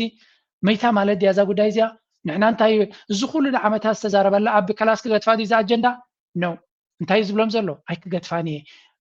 ኣይነው ከምዚ ዕወታላ ፈሊጠ እየ ግን ኣይገድፋን እየ ተዘረባ ምክንያቱ ንፖለቲካዊ ሰርቫይቫል ንፖለቲካዊ ቀፃልነት ናተይ ናይ መወዳእታ ካርድሳ እያ ወላ ብውግእ እንተዘይገበርኮ ብኣፈይ ዘረባ ግን ኣይክገድፎን እየ ይብላ ኣሎ ኣመና ተቆጢዖም ከም ዘለዉ እቲ ሕማቕ ዘረባ ብልዕሊ ኤርትራ ዝገብርዎ ዘለዉ ከስማዓኩም this is actually እስከ ስምዕዎ ልሃን Welcome back, everyone. You are watching Analytica today. I'm Deborah Efren. Eritrea, a country that produces nothing but refugees. Eritrea stands as one of the world's most isolated and repressive states, a small horn of African nation whose primary export for over 2 decades has been its own people. Since gaining independence from Ethiopia in 1993, the country under President ሕጂ እንታይም ዝብሉ ዘለዉ እዚ ዘረባ እዚ ኣዝዩ ክብድ ዝበለ ዘረባ ኢና ንሰምዕ ዘለና ናይ ብልፅግና ሚድያ እዩ ኤርትራ ዛዕባ ኤርትራ ትዛረብ ዘላ እንታይ ትብል ብጀካ ስደተኛታት ካልእ ኤክስፖርት ዘይብላ ሃገር ዝኾነ ይኹን ደገ ሰደድ ዘይብላ ሃገር ብጀካ ስደተኛታትን ድኽነትን ናብ ካልእ ሃገር ሰደድ ዘይብላ ሃገር ብምባል ንኤርትራ ይገልፅሉ እዚ ዘረባ እዚ ተረፍ ናይ ሕርቃን እዩ ብርግፅ ማስክ ቀሊዕካ ንኤርትራ ኩሉ ዝከኣለካ ዘረባኻ ኣንጉደላ ኣዝንበላ ንኤርትራ ምክንያቱ ምስላላ ናይ ቦታትና ከብቶም ዝተዘረፋ እንታይ ኢሉ ሓደ ጓሳ ኢሎም እንተ ፀርፊ ዝገደፍ ኩሎም የብለይን እንተን ከብቲ ድማ ዝገደፉለን የብሎምን ስለዚ ነተን ከብትን ነተን ኣሓ ለኪሞም መን ከይዶም ብፀርፊ ግን ዝገደፍ ኩሎም የብለይን እያ ኮይና ዘላ ስለዚ ብዓይ ዓይኒ እንተራናያ ፅብቕቲ እያ እታ ጉዳይ ምክንያቱ እዚ ንሪኦ ዘለና ኩነታት ብብዙሕ መንገዲ ናብ ብዙሕ መንገዲ ክትርጉሞ ትኽእል እዩ ምናልባት ፕሬዚደንት ኢሳያስ ቁጥዕ ኢሉ ዝመለሳ ዘረባ ነይራ ቅድሚ ሕጂ ነዚያ በዚያ ጌርና ጥራይ ክንሰግራ ንኽእል ቅልውላው ደምርሕ ሰብ ሰነፍ ጥራይ ሰነፍ ነዳይ ፈራህ ስሱዕ ሰነፍ ኢልካ ሓዘብ ነዳይ ኢልካ ሓሰብ ፈራህ በል ስሱዕ ከዓ ልዕሊ ኩሉ ከዓ ስሱዕ እዚአን እንተን ቀንዲ መግለፂ ናይ ዘይንተኣኻትነ ዝበሃል ዘላ ሕጂ ኣምነ ከምዚ ኢሎም ኣውፅኦም ንሕና ከምዚ ኢልና ኣለና ከምዚ ኣለና ወልፊ ናይ ነዳያት እዩ ወልፊ ናይ ስሱዓት እዩ ወልፊ ናይ ፈራሃት እዩ ወልፊ ናይ ሰነፋት ካልእ ትርጉም ክህሉ ኣይኽእልን እዩ ስለምንታይ ሰብ ዝሻቐል ብዛዕባ እዚ ከምዚ ኣመሰለ ኮይና ተኣውጅሎ ድሮናት መፃ ኣለዋ ከምዚ መፃ መን እዩ ዘምፀን ዘሎ ተን ድሮናት መን እዩ ነዚ ኩሉ ፅዋር ካብ ደገ እናሸመተ ደምፅእ ዘሎ መን እዩ ነዚ ኩሉ ውዲታት እዚ ዝምውል ዘሎ ካበይ ዝመፅእ ዘሎ እቲ ገንዘብ ብምሉእ ናብ ዝኸይድ ዘሎ መን እዩ ዝግዛእ ዘሎ ዕሱብ ስለምንታይ እዩ ዝግዛእ ዘሎ እንታይ ክበልዕ ኢሉ ዝኣቱ ዘሎ ሓደ ብሓደ ኢልካ እዚ ፀወታ እዚ እዚ ናይ ብልፅግና ናይ ዘይብልፅግና ዝበሃል ዘይኮነ ናታቶም ኣጀንዳ እውን ኣይኮነን ናይ ብልፅግና ኣጀንዳ ኣይኮነን ናይ ካልኦት ኣጀንዳ እዩ እቶም ዝምውልዎ ዘለዉ እቶም ገንዘቦም ዝህቡ ዘለዉ መቸም እዛ ዘረባ እዚኣ ኣብቲ ዝረበላ ዝነበረት እቶም ከም ናይ ፕሬዚደንት ኢሳያስ ሓበሬታ ዘይብልና በቲ ሓደ ንግረም ነርና ክንምንታይ ድፍረት እዩ እዚ ክንምንታይ ምትእምማን እዩ እዚ ብዙሕ ሰብ ድማ እንታይ ኣሚኖም እዮም ክሳዕ ክንዲ ዝፍክሩ ዘለዉ ክሳዕ ክንዲ ተረጋጊኦም ዘለዉ እንታይ ዝሓዝዎ ኣለዎም ኮይኑ ለካስ ኩሉ ነገር እና ብታሕቲ ታሕቲ እናሰራሕካ ትኸይድ ከለኻ እቲ ፓብሊክ ዝበፅሕ ህዝቢ ዘይፈልጦ ሓበሬታ ማለት እዩ ንኣብነት ኤርትራን ኣሜሪካን ከምዚ ምዕራፍ ክበፅሐን ኢሉ ዝግምግም ዝነበረ ሰብ ኣዝዩ ውሑድ እዩ ኣዝዩ ውሑድ ሰብ እዩ ከምዚ ገምጋም ነይርዎ ስለዚ እዚ ንሪኦ ዘለና መድረኽ ንኩሉ ተዓዛባይ ዘገረመ እዩ የስ ኣብ ሃንደበት ድመፀ ጉዳይ ከም ዘይኮነ ንፈልጥ ኢና ነዊሕ እዋን ዝስራሓሉ እዩ ግን ነዊሕ እዋን ክስራሓሉ ከሎ ነቲ መንግስቲ ኤርትራ ዝሰርሖ ብሕቡ እዩ እቶም ኤርትራ ምስ ኣሜሪካ ንኸይትዕረቕ ለይትን መዓልትን ዝደኽሞን ዝፅሕፎን ዝነበረ ግን ብጋህዲ ንሪኦም ነርና ሕጂ ከም ሓደ ኣብ ፓብሊክ ዲስኮርስ ኣብ ደገ ዘሎ ሓበሬታ ዘንብብ ኣናሊስት ኮንካ ክትሪኦ ከለካ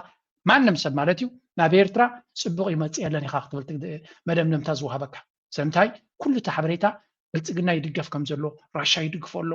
ቻይና ይድግፈሎ ህንዲ ይድግፈሎ እስራኤል ይድግፈሎ ኢማራት ይድግፈሎ ፈረንሳይ ይድግፈሎ ኤውሮጳ ይድግፈሎ ይነሚት ይጓር እዩ ዘሎ በቃ ሰብ ይሕግዞ በቲ ከምዚ ኮይኑ ከም ዝተገይሩ ይበሃል ሻዕብያ ድማ ቀስ ኢሎም ስርሖም ይሰርሑ ሕጂ በቲ ኮንቬንሽናል ኖሌጅ በቲ ኩሉ ሰብ ዝርዮ ነገር ኩሉ ሰብ ዝግምግሞ መደምደምታ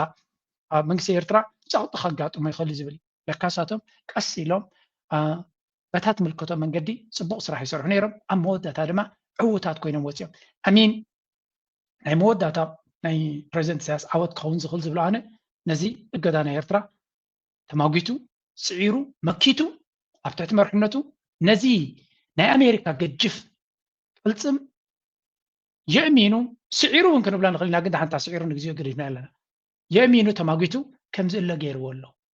ንዑ ክእለ ከሎ ድማ ሓደ ዓቢ መብፅዓት እውን ኣይኮነን ማለት ድሓላኩ ሰዲሉ ይኮነን ገይርዎ ዘሎ ከምቲ ዝኾነ ነይሩ ኣሜሪካ ኣይመሓብኦ ነይሮም ቀደም ዳሕዲሖም ኣሃለዉ ብኻልእ ዘራርባ ብዝግባእ መንገዲ ተማጊቱ ስዒሩ ዲፕሎማሲን በትን ተገይሩ ነቲ ኣብ ልዕሊ ኤርትራ ዝነበረ ኣብዚ ግዜ ባዚ ዓንተር ኮይኖም ወፂኦም ኣለዉ ነቲ ዓንተር እየባሃል ዝነበረ ኣብ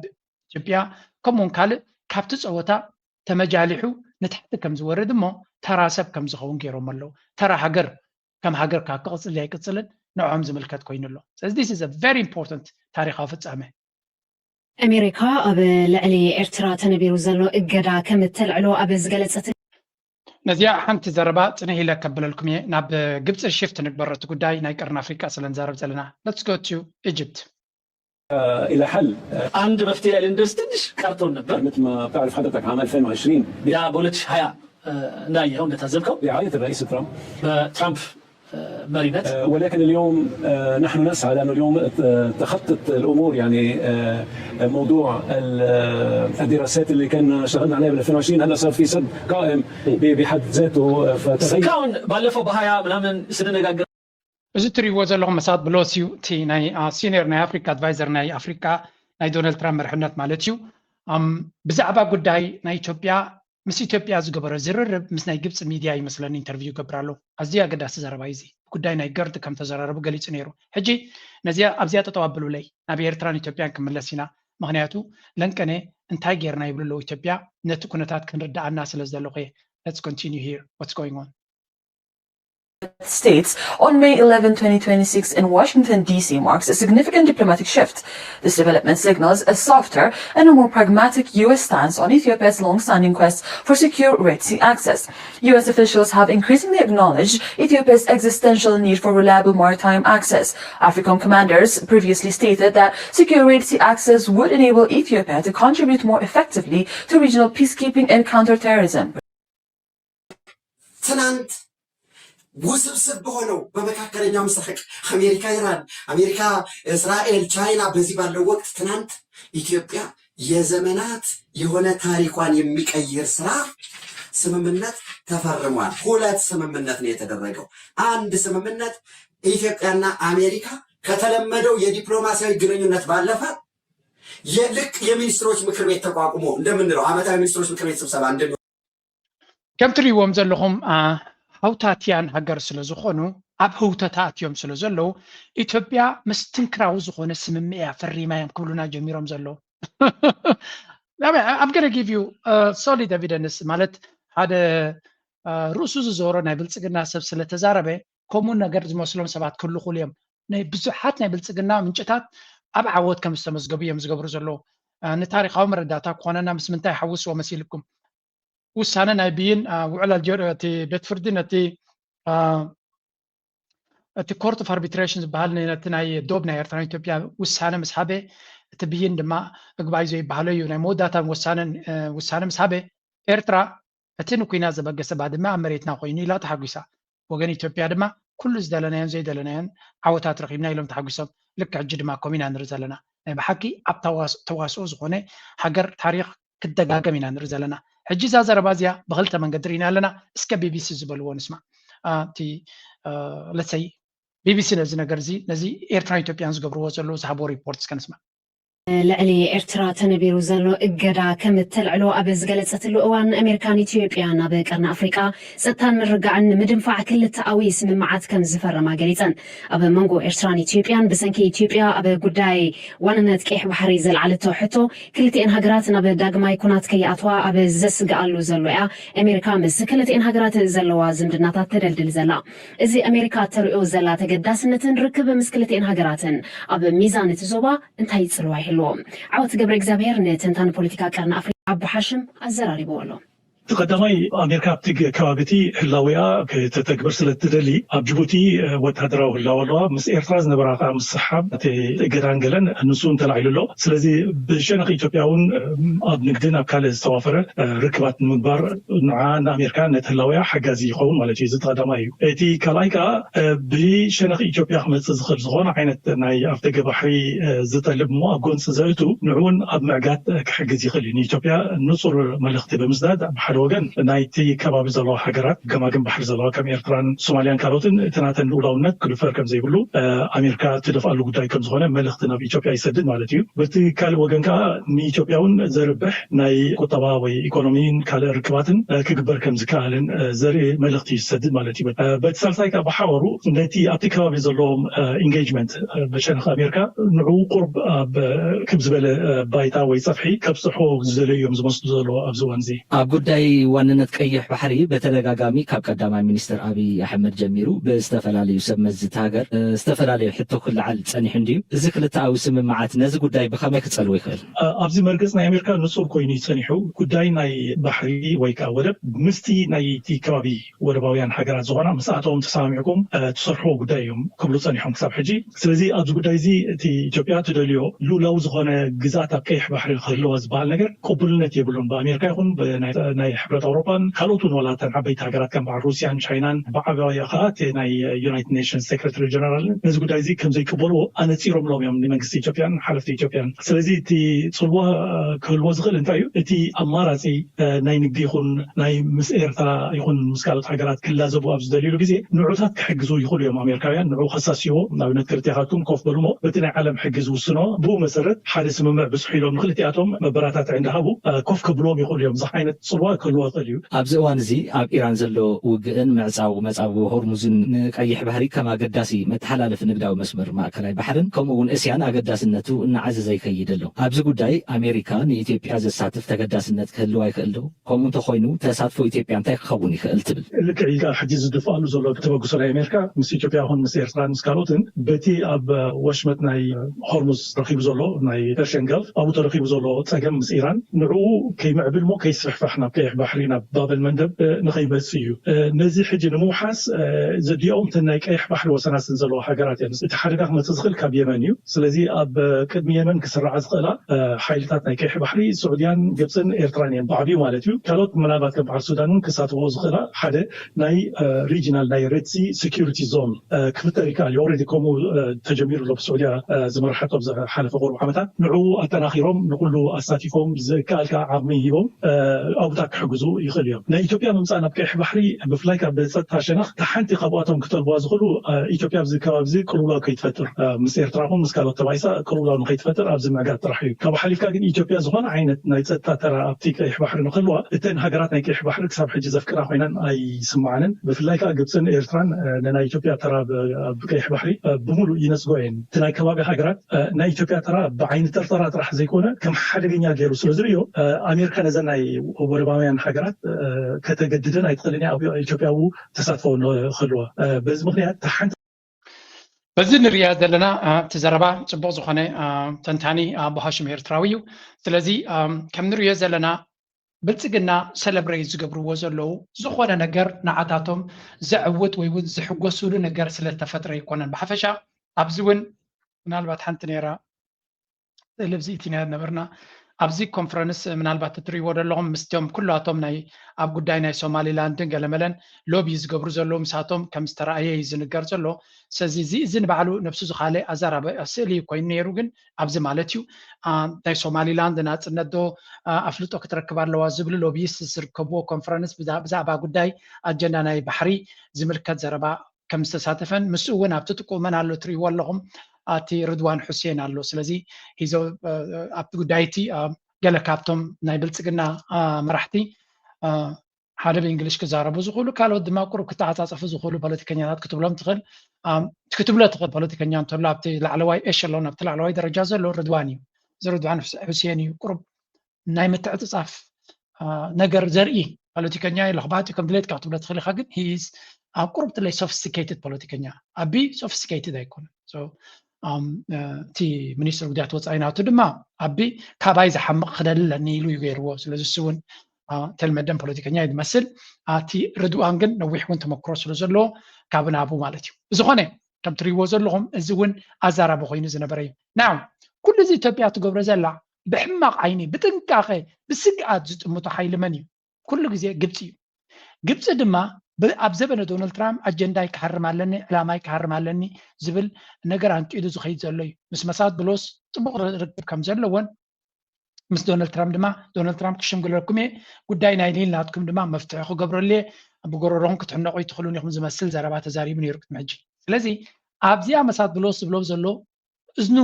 ርእሱ እናሕመመ እዩ ዝሰምዖ ፀኒሑ እዚ ኣብ ዝከረየኩም ፀናሕኩም እንታይ ኢልዎ ብሕፅር ዝበላ ኣብዚ እዚ ዘረባ እዚ መርዲ ይንዓታቶም ብዘይ ቃል ዓለም ከም መርዲ ገይሮም እዮም ርኢዮሞ ዘለዉ ዘረባ እዚ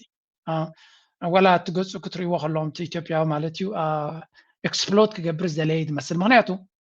ብሕፅር ዝበለ እንታይ ዝብሎ ኣብ 2020 ዶናልድ ትራምፕ ንግብፅን ኢትዮጵያን ከሰማምዐን ቀሪቡ ነይሩ እዩ ኣብይ ኣሕመድ ድማ ሓንጊዱ እምብለ ኢሉ ነይሩ እዩ ኣጋጣሚ እቲ ኩናት ስለተላዕለ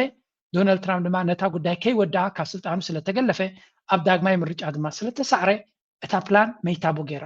ስለዚ ዶናልድ ትራምፕ ካብታ ቀደም ዝነበረቶ ንዓዓይ ከተግብር ክፍትን ታሽዑ ዝገብራ ዝነበረ ድማ ንግብፂ ትጠቅም እያ ነይራ ንኣቢ ትጠቅም ኣይነበረትን እዚ ማለት ድማ መሳድ ፕሎስ ክዛረብ ከሎ ብወገን ኢትዮጵያ ሰሚዕና ኣለና እቲ ኩነታቶም ብወገን ግብፂ እውን ሰሚዕና ኣለና እቲ ኩነታቶም ስለዚ እቲ ቅድሚ ሕጂ ተሰሪሑሉ ዝነበረ ነጥቢ ንዑ ንቅድሚት ኣምፂና ክንዘራረብ ኢና ሓደ መዕለቢ ድማ ንምግባር ክንፅዕር ኢና እዩ ዝብል ዘሎ መርዲ እዩ ንኢትዮጵያውያን እዚ ምክንያቱ ንሳቶም ዝደልዩ ዘለዉ ካልእ መንገዲ ክፍጠረሉ ዝኽእል እምበር ንግብፂ ዘርብሕ ኣጀንዳ መደምደምታ ክረክብ ኣይኮኑ ዝደልዩ ዘለዉ so these people are በእንግሊሽ screwed ይበሃል so እንታይ እዮም ዝብል ዘሎ renewed diplomatic push by the US እቲ ቀደም ዝነበረ under the Trump framework ቅድሚ ሕጂ ዝነበረ ማለት እዩ noting the high level Ethiopian delegation is currently living okay ምስቲ ዝዓበየ delegation ናይ ኣብይ ኣሕመድ ኣብ ኣሜሪካ ዘሎ ከም ዝሰራኸበ ዝነግር ዘሎ እቲ ኩነታት ናይ ጌርድ ድማ ክልተ ዓይነት ተዘራርባ ኣሎ ፖለቲካውን ቴክኒካውን ዝብልዎ ኣሎ ቴክኒካዊ ናይቲ ዲጋ ጉዳይ ማለት እዩ ኣብኡ ጉዳይ ድሓን ክልቲኦም ወገናት ተሰማምዕ ኣለዎም እዩ እቲ ዝዓበየ ፀገም ፖለቲካዊ ፀገም እዩ ስለዚ ነቲ ፖለቲካዊ ድማ ንሕና ዶናልድ ትራምፕ ቀዳምነት ሂቡ ክሰርሓሉ ከም ዝኾነን ነቲ ጉዳይቲ ድማ በቲ ቅድሚ ሕጂ ዝነበረ መንገዲ ከብልዎ ክፍትኑ ምዃኖም Blos acknowledges that the situation has changed since 2020 because the dam is now a physical reality. Then this requires a shift in the legal and diplomatic angle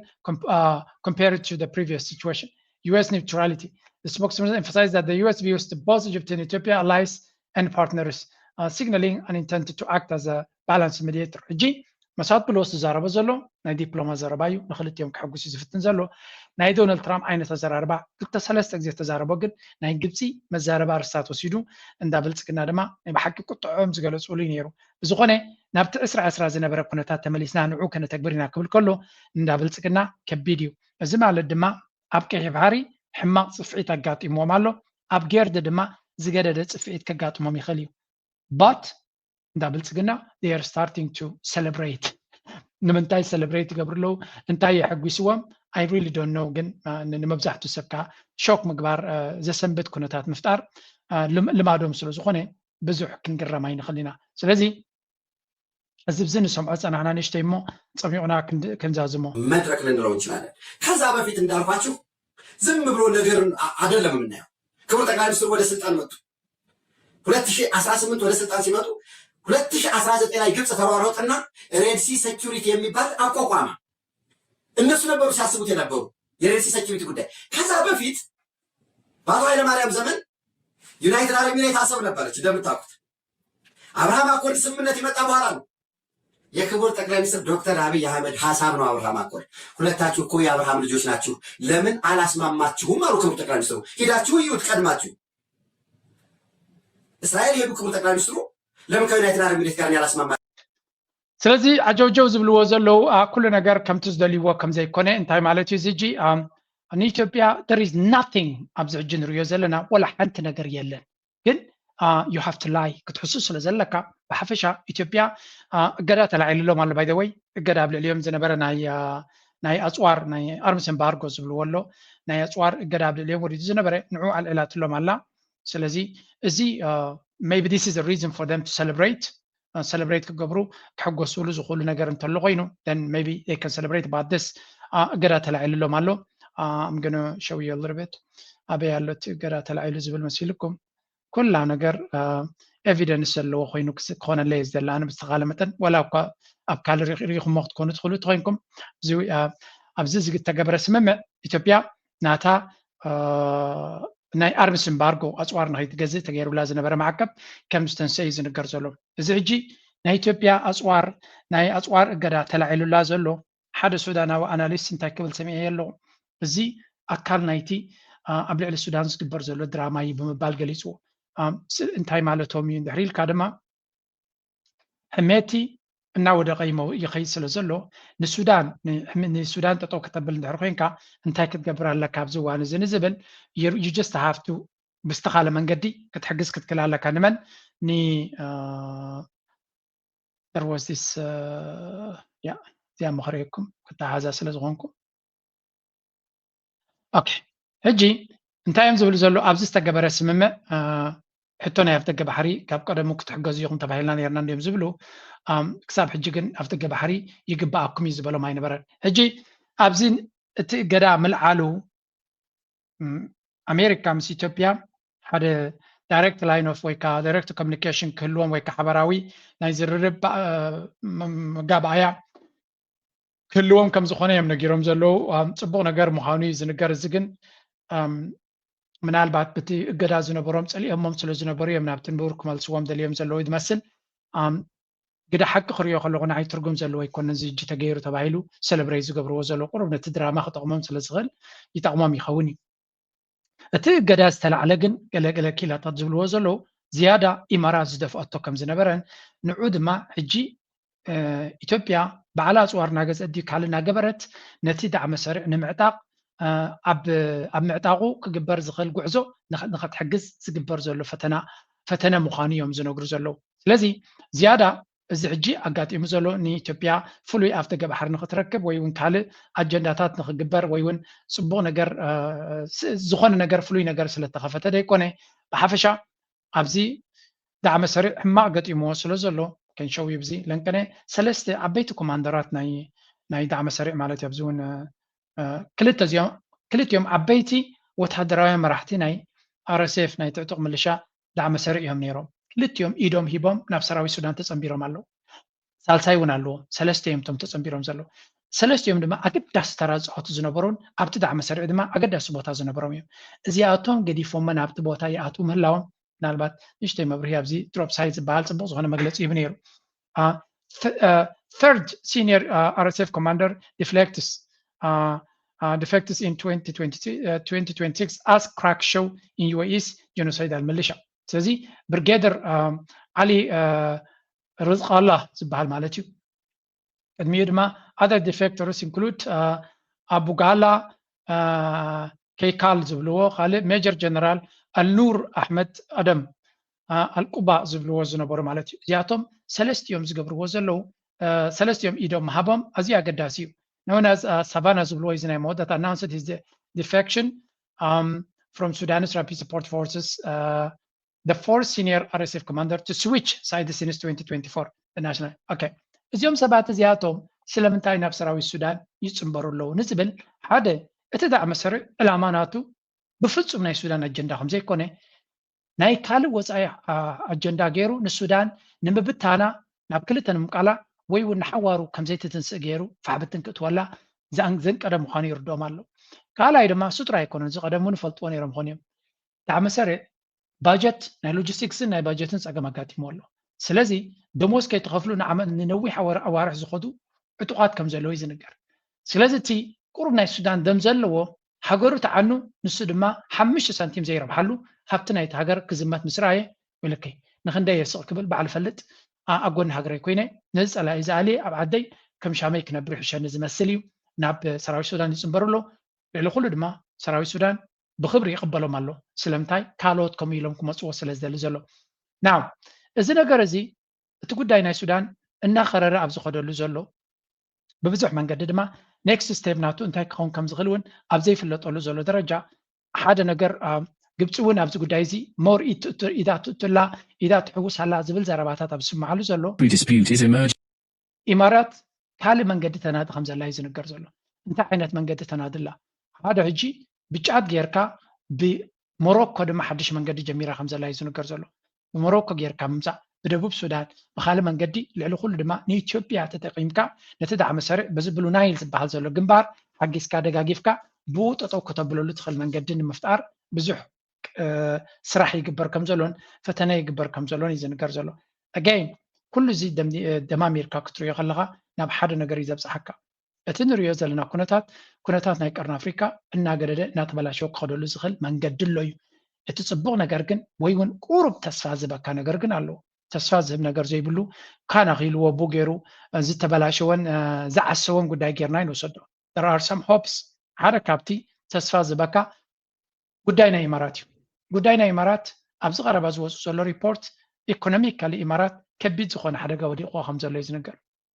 Iran's attacks on the United Arab Emirates is far from over. In fact, the damage caused during last month's strikes could take months to fully repair. And that tells us something important. Modern wars do not end when the explosions stop. They continue through economic damage, energy disruption, and a constant feeling of insecurity. The UAE's biggest gas-producing facility, the Habshan gas plant, was hit twice in early April during Iran's retaliatory attacks on American allies following the US-Israel. هذا كابتي نسمع زلنا إمارات ببزح كم ستقاتك زفلت تخونه الزنا ينداد بوتاناتي حبشان تباهي زفلت كل التجزئة بإمارات كم استهرمن حجد ما ملو كاباسيتنا نخملس سجانا خبرلو انتوا هذا 10% نايتي نايسرح عقمنا تحسيو كم زلون نكت سجان دما عمد كوز زل خمس غليز نقر زلو زيد ما أغلال لا تقوط أباناتا كمبليت بتعاسيو لاب زلو درجة تونكو قلطيفنا بعراقة أتيو كتحنا زغل زنبرنا ندادو ونتغني وريد وزل لحدا جاي يرلو تزقرد كفالنا تدما بحجك ما تزغل كوينات انتايك قبرا يغلني إمارات نفسه زغالة كبيد حتى عبيت ارتيكلز كم بعد بلومبرج ديو كالو ديو بتدقاقامي إمارات ناهلاوي آفتناقت مو خمسة ليم زارب كتملس تغل دو تخون أي تغلن دبي كم قرمو كخون دي أي كونن يجف ملكت حتى يغوين زلا وزحات كخون غلي كملس غلي يبليهم تمنقسي كومز التعاطف منقسي سلازي تسوس قبر حلفاتات توم سبت كالات أبكالك رغبو سلازي كله كملس يوم يبلو بعابي يوجن رجز أنيا خوين سب زي زارب توريست ناب دبي زوح زلي على مجمريا توريزم عبزنا موداتا دارجا سبت أين ونيري ولا قصب كن حجين دبي زي كريخين تنبرة اتينا بالإمارات أب غزاز قبرت ديو أب السودان قبرت ديو كله نامزة دارجا سب ناتس أيانا يمتصنير إذا حجيا قاتي مزالو قناتات مسوسخ كادما نتنا نوحي وان ناتبلاش وزمت زنبرة أي مختم تاع كونا خمسة لازت وحزنا توريستس كم تناي كرم كونا كل البوليتيكاوي inflicted البوليتيكا تبلاش يزالو شمناتهم نخلو سب ديسمعو كونا كلني سلازي الزون سلوا كلوي إمارات قليل زي كونه بده يقط ما خمسلون كابز قداي زد ما كم يجرخت وصي يعني زبل نفسه زخاله أرستي إذا كم زي لون هاللو غلو إمارات تلك خلق زد ما نت السعودية خيط عسكرك تحل فايت خلنا كلا إن السعودية تزرب زلو زرباد مالو سدما أمانغو السعوديان إسرائيل زجبر زلو بمنقدي إمارات غير كاس زجبر زلو كبت بله شجر كتب له تخليها. For example, let's talk about this one. Bombshell came not from a whistleblower, not from a leaked cable, from a Saudi prince, one of the most powerful, most connected intelligence minds in the Arab world. And what he has written could rewrite the story of this entire Iran war. Prince Turki Al Faisal, former chief of Saudi intelligence for over 2 decades, son of King Faisal, and a man who has navigated the shadows of Middle Eastern power politics longer than most leaders have been in office, sat down and wrote something extraordinary. كم تري وزن لهم زي برينس تركي زبهال ناي إمارات ناي سعودية نوي حوانا بوليتيكا دس أنها جزء حفا أرتيكل سعودية نتجي مقدمة سلد فلتطو نعاق عيتهم لازم نبرو قد قاد متوابيا زكينات زي بعبيو سعودياتيا كتقاصلولون تسولون تمدي بزنبره مخانون سعوديا دما اقديما بمفلات نابت قد قادت كتاتو يدليتن كتاتو زي مدلايا دما ات انصرصروت زعجن رؤيا زلنا ግብረ መልሲ ይራዩ ከም ዘሎ የምስነግሩ ዘሎ ተተጋጋሚ ዝመፀና ዘሎ ጉዳይ አሞንጎ ኢማራትን ሱዑዲያን ዘሎ ባሲ ተረባሲ ከም ዘይኮነ ኢማራት ጥራይል ካብ ዝራቡ ንበይኑ ኩል ከም ዘይኮነ ምክንያቱ እስራኤል ዝበሃል ካብ ልክ ከምዚ ቆልቋልን ሓረግን ደም ወላ ክልተ ነገር ብሓደ ሓንቲ ሓረግ ኣብ ገረብ ተጠቅሊላ ዘላ ከም ጌርኩም ሰድዎ ክልቲኦም ተኣሳሲሮም እዮም ዝሰርሑ ዘለው እዚ ጉዳይ እዚ ድማ ንሱዑዲያ ኣብትናቶም መፈንጥራ ክታቱብ ዘይ ምኻላ መሐመድ በን ዛይድ ዝና ኢማራት ኣመና ተቆጥዑ ከም ዘሎን ብግምጣሉ ድማ ክትወድቕ ዘይ ምኻላ ጥራይ ዘይኮነ ሱዑዲያ እቲ ጉዳይቲ ንረብሓ ኣይቕየር ብመላው ምክንያቱ እስራኤል ብዙሕ ተጎዲያ ኣላ ንባዕላ ኢማራት ከም ሕሱም ተታሃስያ ኣላ ሱዑዲያ ግን ቱ ሰም ኤክስተንት ቁጠባናታ ይሸይጥ ኣሎ ይኸይድ ኣሎ ኢራን ድማ ተጠንቂቃያ ትዋጋ ዘላ ሕጂ እውን ርክብ የካይዱ ኣለዎ ስለዚ ኢራን ቁጥዕናታ ኣብ ሱዑዲያ ክተውፅኦ ትደሊ ኣላ እዚ ድማ ኢማራት መመሊሱ ይቆጥዖም ኣሎ ኢማራት ብብዝሒ ይህረሙ ቀፃሊ ታርጌት ይኾኑ ሓደጋ ይወጥቆም ብግምጣሉ ሱዑዲያ ከምኡ ዝኣክል ሓደጋ ይወርዳ የለን ጥራይ ደይኮነ እቲ ሽግር እናተፈትሐላ ይኸይድ ኣሎ ብዓለም ደረጃ ድማ ብፍላይ ካብ ኣሜሪካ ወፃኢ ሱዑዲያ ዝያደ ተቐባልነት እናረኸበት ትኸይድ ኣላ ኣብቲ ዞባ ድማ ብዙሓት ሃገራት ምስ ሱዑዲያ ክሰርሓ ይመርፁ ኣለዋ እዚ ድማ ንብዙሓት ቁጥዐ ዝፈጥር ዘሎ እዩ እቲ ኢማራት ዝበሃል ድማ ናይ ብሓቂ ናይ እንጥርጥሮት ኣካይዳ ክኸይድ ንሪኦ ኣለና ሱዑዲያ ነብሱ ዝኻለ ብድሆ እዩ ዘለዎም ምክንያቱ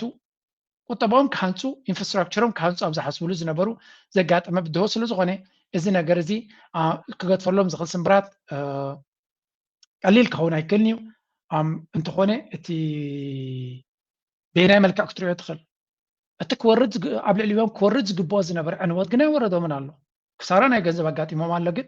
they can survive this ብሓፂሩ ብግምጣሉ ኣብ ልዕሊኻ መዓት ድሮናትን ሚሳይላትን ወሪድን ተዝዕንወካ ኸዳ እንታይ ምዃንካ ንዝብል ሱዑዲያ ናይ ብሓቂ ካብዚ ጉዳይ እዚ ብብልሒ ወፂኦም ኣለው ግን ስቲል ትውግእ ስለ ዘይተወደይ ብሕጂ እንታይ ክመፆም ይኽእል ዝፍለጥ ነገር የለን ልዕሊ ኩሉ ድማ ንሕና ናይ ሱዑዲያ ፍሉይ ቲፌዞ ስለ ዝኾንና ኣነ ካብ ብግለይ ክሪኦ ከለዎ ካብ ሱዑዲያ ኢማራት ዝያዳ ዘገድሰኒ ምክንያቱ ተወሓደ ኣብ ኢማራት ቱ ሰም ኤክስተንት ምስ ቢዝነስ ናተይ ኮኔክሽን ስለ ዘለዎ ግን ክሪኦ ከለኹ ንኤርትራ ዝያዳ ዓይና ይገድሳ እንድሕር ኢልካ ድሓር ድማ ንሱዑዲያ ስለ ዝገበረትልና ደይኮናስ ሰላም ዝደሊ ሰብ ኢና ንደሊ ንሕና ከመይ ኤርትራዊ ሰላም ኢና ንደሊ ስለዚ እቲ ኢማራት ትኽተሎ ዘላ መንገዲ ተስፋ ንገብር ብዙሓት ኤርትራውያን ዝብልዎ እውን ሰሚዐ ኣነ ኢማራት ዝበሃል ካብዚ ዝገብሮ ዘሎ ተማሂሩ መንገዱ ክቕይር ተስፋ ንገብር ብፍላይ ምስ ኤርትራ መንገዱ ክቕይር ምክንያቱ ብህልኽን ተንኮልን ድሕሪ ከይዱ ብሕጂ እውን ሕማቕ ክገብር ኣይክእልኒ ኣይንብልና ስለዚ እዚ ዘጋጥሞም ዘሎ ኩነታት ተማሂሮም ኣብ ሱዳን ፅቡቅ ነገር ንክገብሩ ክብገሱ እንተወሓደ ነቲ ሕማቕ ተግባራቶም ከወግዱ ክኽእሉ ኣለዎም ኢና ንብል ዘለና ግደ ሓቂ እዚ ነገራት እዚ ንሕና ንመነዮ ክኸውን ይኽእል እዩ ኣብ ተግባር ግን ክበፅሕ ይኽእል ዳይክእልን ብሕጂ ኢና ክንሪዮ ሰው ኩሉ እዚ ሓዋዊስካ ክትሪኦ ከለኻ ከባቢና ቀሊል ዘይኮነ ብድሆ ክገጥሞ እዩ ጉዳይ ናይ ሱዳን ጉዳይ ናይ ካልኦት ኩሉ ሪኢኻ እዚ ከባቢ እዚ ክብድ ዝበለ ብድሆታት ኣብ ቅድሚኡ ተገቲሩ ከም ዘሎ ንርኢ ኣለና ቀርኒ ኣፍሪካ ኣወፃፅኣ ናቱ ኣካይዳ ናቱ ከፀብቕ ክኽእል ኣሎ otherwise the situation is not going to be easy እንተወሓደ ግን ኤርትራ ኣብዚ ጉዳይ እዚ ዝሓሸ ዕድላት ዘለዋ እያ ኣሜሪካ ካብዚ ጉዳይ እዚ ከይወፀና ኣሜሪካ ሕጂ እውን ሓድሽ ፖሊሲ ናይ ቀርኒ ኣፍሪካ ኣውፂኣላ ይበሃል ኣሎ እሱ ድማ ፎሬን ሪሌሽንስ ዝብል እቲ ናይ ፎሬን ሪሌሽንስ ኮሚቲ ብመንገዲ ቸርማን ዕለት 13 ወርሒ 5 2025 ሶሪ ናይ ቀደም እዩ ነይሩ I thought it was Israel 26 ኣነ ኻሲ ነዛ ኣርቲክል ክሪያ ከለኹስ ነዛ ፖስት እዚኣ ክሪያ ከለኹሲ ብዛዕባ ኤርትራስ ኣይተዛረቡን ኣብዚ so I was like wondering okay I'm happy ናይ 25 ምዃኑ እዚ ናይ 26 እንኳ ኣይኮነ ምክንያቱ they don't talk about Eritrea and it was weird for me ጠቕላላ ብዛዕባ ኤርትራ ይዛረቡ ዘይምህላዎም ስለዚ ብሓፈሻ ኣብ ጉዳይ ሱዳን ጉዳይ ኢትዮጵያ ክሳዕ ክንደይ ሽግራት ከም ዘሎ እዮም ዝዛረቡ ኣብዚ ጉዳይ ናይ ጸጥታ ናይቲ ከባቢ ክሳዕ ክንደይ ሓደጋ all of us here know that the United States has a clear national security and economic interests in the East and Horn of Africa. ቀርኒ ኣፍሪካ ናይ security ናይ ሃገራዊ ረብሓ ጉዳያት ኣለዋ the region the region borders مسكي بحر زتعاز ونيوم مسقال ففيدن ون and hosts a significant US presence blah blah. But in recent years, violent conflicts in Ethiopia, Sudan, and Somalia have destabilized the region. ስለዚህ ኣብዚ ዞባ እዚ ከቢድ ዝኾነ ብድሆ የጋጥም ኣሎ ብርቱዕ ዝኾነ ነውፂ ኣብ ሱዳን ኣብ ኢትዮጵያ ከምኡውን ኣብ ሶማሊያ ዘጋጥም ዘሎ ነቲ ከባቢ ከምዘይረጋጋእ ገይርዎ ኣሎ ካብኡ ድማ this conflicts provide fertile grounds for violent extremist groups like Al-Shabaab, ISIS, and Houthis. They enabled malign actors like China, Iran, and Russia, and devastate local populations and U.S. national security alike. As in times of Luzalo, ኣብዚ ከባቢ እዚ ብዝፍጠር ዘሎ ፀገማት ነቲ ፀጥታ ናይቲ ከባቢ እቲ ውግን ወረውግን እናበርትዕ እንድሕር ኸይዱ ንኻልኦት ሓደገኛታት ግብረ ሽበራውያን ሓይልታት ከም በዓል አልሸባብ ኣይሲስ ከምኡ ድማ ንሑቲ ዝኣክል ምስፍሕፋሕ ንክገብር ዕድላትን ባይታን ይፈጥረሉ ኣሎ ጎኑ ጎኑ ድማ ንከምዚ ዓይነት ፀገማት ከም በዓል ቻይና ኢራን ራሽያ ዝኣመሰላ እውን እናተጠቀማ ኣብቲ ቦታቲ ነቲ ናይ ኣሜሪካ ረብሓ ከኣሊኦ ይፍትናየን ብምባል ነዚአን ሃገራት ካልኦት ጎረባብትና ጠቂሶም ነይሮም ንኤርትራ ግን ኣይጠቐስዋን ኣነ ብዘይምጥቃሳ ኩሉ ግዜ ሕጎሴ ኤርትራ ክትጥቀስ የብላን ባህላዊ ስለ ዝኾንኩ ኦልራይት ናው let's continue ሓንቲ ኣገዳሲ ዘረባ ኣላ ምናልባት ኣብቲ ዓዲ ክፍጠሩ ዝኽእሉ ከምዚ ሕጂ ኣብ ኢትዮጵያ ተፈጢሮም ዘለዉ ስኢሎም ማለት ህንጭሾም ዝበሉስ ነፋጦም ማይ ዝሃረመ ዝመስሎም ዓይነት ፖለቲከኛታት ክመፅእ ከለዉ ሓደ ባፈር ዞን ትፈጥር ወይ ከዓ እንታይ መስተንፈሲ ቦታ ትፈጥረሉ ዓይነት ከምኡ ዝግበር ዘሎ ዝመስል ናተይ ርእይቶ ክሪኦ ከለኹ ክንኡ ምናልባት እቲ ሕጂ ምናልባት ንሪኦ ካብ ኣብ ኢትዮጵያ ምስ ትግራይ ምስ ዓፋር ተሪፉ ዘሎ ምስ ጅቡቲን ምስ ሱዳንን ክንዮ ሓሊፍካ ናብቲ ከባቢ ምስ ዘለዎ ዓበይቲ ናሽን ሃገራት ክግበር የዚህን ሀገር ምህልውና እንደ ስጋት የሚያይ ኤርትራ ውስጥ ታዲያ ምን ወሰዳቸው? ኤርትራ ጉያ ስር ገብቶ በሻዕቢያ መንግስት እየተደገፉ ይህን ሀገር ማዳን ይቻላል። ሻዕቢያ ከማንም በላይ ቲፒኤልኤፍን ይጠላል የሚለው ኮሬክት እኮ ነው። ሻዕቢያ ቲፒኤልኤፍ አይ ዘይትና ዋራ ቲፒኤልኤፍ እና የአማራ ብሔርተኛ ምናቸውም የማይገናኝ አንዱ ላይ ጂኖሳይድ ፈጸመብኝ እያሉ ሰዎች ናቸው። አሁን ለጋራ እንትን ተሰብስበው ሲያረጉ ምን at the end of the day ምን ኦብጀክቲቭ አቺቭ ለማድረግ ነው ብትለኝ እነኚህ ባንድ ላይ ሆነው የሚገዙት ሀገር ሳይሆን ሁሉም የየራሳቸው እንደው በጣም ሰክሰስፉል ቢሆኑ ነው ማለት ሁሉም የየራሳቸው ሀገር ያላቸው አማራ የሚባልና የትግራይ የሚባልና የኦሮሞ የሚባል ተፈጥሮ ሀገሪቱ ተበታተና እንድትሄድ ይፈልጉ ካልሆነ በቀር በምን ከም ትሪእዎ ዘለኹም ብርሃኑ ነጋ ሕጂ ሚኒስትር ትምህርቲ ዘሎ ኣብ ኢትዮጵያ ድንቁርና ነጊሱ እንተሎ ተፈታቲ እዚ ሰብ እዚ ትሪእዎ ዘለኹም እዩ ግን እንታይ ዝብል ዘሎ ብተደጋጋሚ እዚኦም ኩሎም ፋኖ ኢልካ ህወሓት ኢልካ ሸነ ዝገብርዎ ዘለዉ ቃልሲ ምስ ኤርትራ ድማ ዝተሓባበሩ ዘለዉ ኤርትራን ኢትዮጵያ ከተፈራርስ ከፍርሱን ዝደልያ ትሕግዝ ዘላ ኢልዎ ትማል ንስኻ ከይድካ ምስ ኤርትራ ክትልምን ከለኻ ኤርትራ ክትሕግዘካ ከለኻ ዳ ከመይ ነይሩ ንስኻ ክትከይድ ከለኻ ሓላል ንሳቶም ክኸዱ ከለዉ ሓራም ምስ በልዎ ድማ ኣንሕና ንህወሓት ኣፍሪስና ኢትዮጵያ ሓድነታ ንክትገብር ኢና ንፀር ነርና እዚኣቶም ግን ኢትዮጵያ ከፍርሱን ዝደልዮም ስለዚ ኣብ ኤርትራ እውን እንትኾነት ንምፍራስ ኢትዮጵያ ትሰርሕ ዘላ ዝእንፍት ዘረባ እዩ ዝዛረብ ዘሎ ከም ዝብለኩም ዘርከበ ነገሩ ናብ ኤርትራ ገፁ ዝጉሕፍ ዘፀግዕ ፋሽን እንዲ ኮይኑ ዘሎ ስለዚ ከም ንሪኦ ዘለና እዚ እውን ዘገርም ኣይኮነን ስለዚ the relationship between TPLF and Amhara nationalists is described as fundamentally incompatible ስለዚ ፋኖን ህወሓትን ብሓደ ክሰርሕ ኣይክእልን እዩ ብሓደ ክሰርሑ እንድሕር ዝኽእሉ ኮይኖም ድማ ነቲ ሃገር ከፍርሱ ስለ ዝደልዩ እዮም ዝብል ዘረባ ይጥቀም ዘሎ ብኩሉ ፈቲንካ ምስ ኣበየካ ከም ትሪእዎ ዘለኹም ንፅምዶ ምብልሻው ዘይናቱ ምስልን ሽምን ምሃብ ኣካል ናይቲ ኣጀንዳ ኮይኑ ይቐርብ ማለት እዩ again these are also part of the whole እግርግር ዝግበር ዘሎ እቲ ኩነታት ነውፂ ይፈጥረሎም ስለ ዘሎ ይርብሾም ስለ ዘሎ ኩነታት ካብ ቁፅፅሮም ወፃኢ ከይድ ስለ ዘሎ ዝገብርዎ ዘለዎ እዩ ሓንቲ ነይራትን ንብዚ ናይ ተጋሩ መልሲ ዝሃብዎም ነዚኦም ኢሎም ኣይኮኑን ግን ናይ ትግራይ ወገን ንዘሎ ኩነታት መግለፂ ዝገበርዋ ርወስቲስ ጋይ ኩሉ ግዜ ፅቡቅ ነገር ብዛዕባ ትግራይ ዕምቆት ዘለዎ ዘረባ ዝዛረብ ኣብ ትግራይ ብዲዲኣር ክብተን ዘይተገበረ ነገር የለን እዞም ናትና ኣሕዋትና መራሕትና ዝብልናዮም ناي هودي تاشكرت مالتي نمتاي TDF براند ناي تقرأيو TPLF أنا ما ندري لكم يغلي عمل كتن ناي براند يوم TPLF كاوز حشي زغون يقول قدام إلى نفسي يلا حكم ديك زارب زلي يارشالون كونفيوز أرجن عباين تشاغر كارتاون برتنوال كاي مالتي بعدين زبالن ودي أفريسنا يرينا مش فرس خاخة توديا والكسر هات صفاء كاي تمسيها تصفي عنكم نو عالم تصفي عمس هزوم يصفح أوله الساتاريك بتيجي يوم محضر وزي أترقم يعتدليا تاسنا إس عصرت عموشته عب بهردان نايما راح تمكتتان أبتقرأ كتقبل يعتدليا تودن خلطة مقيلو تسراون خلطة مقيلو سم أبسشوي تسجويش نورم كفلهم ها تقرأ إرسل ساكت بالا إذا تيجي يوم محضر لكم قبر حاسمنا يتحشكيلو مالتي ጦርነት የምንፈልግ ሰዎች ቢሆን ኖሮ ከፕሪቶሪያ በኋላ ህወሓት የሰራቸው ትንኮሳዎች እምቢባይነቶች በቂ ናቸው ወደ ጦርነት ለመግባት በቂ ከበቂ በላይ ከሻዕቢያ ጋር ጽምዶ ብሎ ቦርደር ሰብሮ መሄድ እኮ ጸረ ህገ መንግስት ነው ተፈናቃይ አለቅም እነን كم تري وزلهم نزيف تتقاقامي تشيرز قبل ويخات سمع نتي صمدوك ساكندي عبر سوماتيو يحمي موان كم زلون نتي اب زبيناي سمين نات تحازي نات ردادي ازخدو لزلو فتسيم كواحد طلو ماي كالنا لو قسم واتراي نخن بلوم نخل بزح نعتاتهم كن بلوم نخل نقر يلن بحفشا إيرترا أبز قدايزي بزح ربيحة دحر خندي مقاته صبغنا تانا مصي مصسلو زلو حنت زيا نا ኢትዮጵያ ነትብርሃኑ ነጋ ጽብቅት መልስ ዝሃብዎ ከረይኩም መቡክ ሓልፍ ሽዑና በኤርትራ ይሄ ሰሉ ድግሪያቸው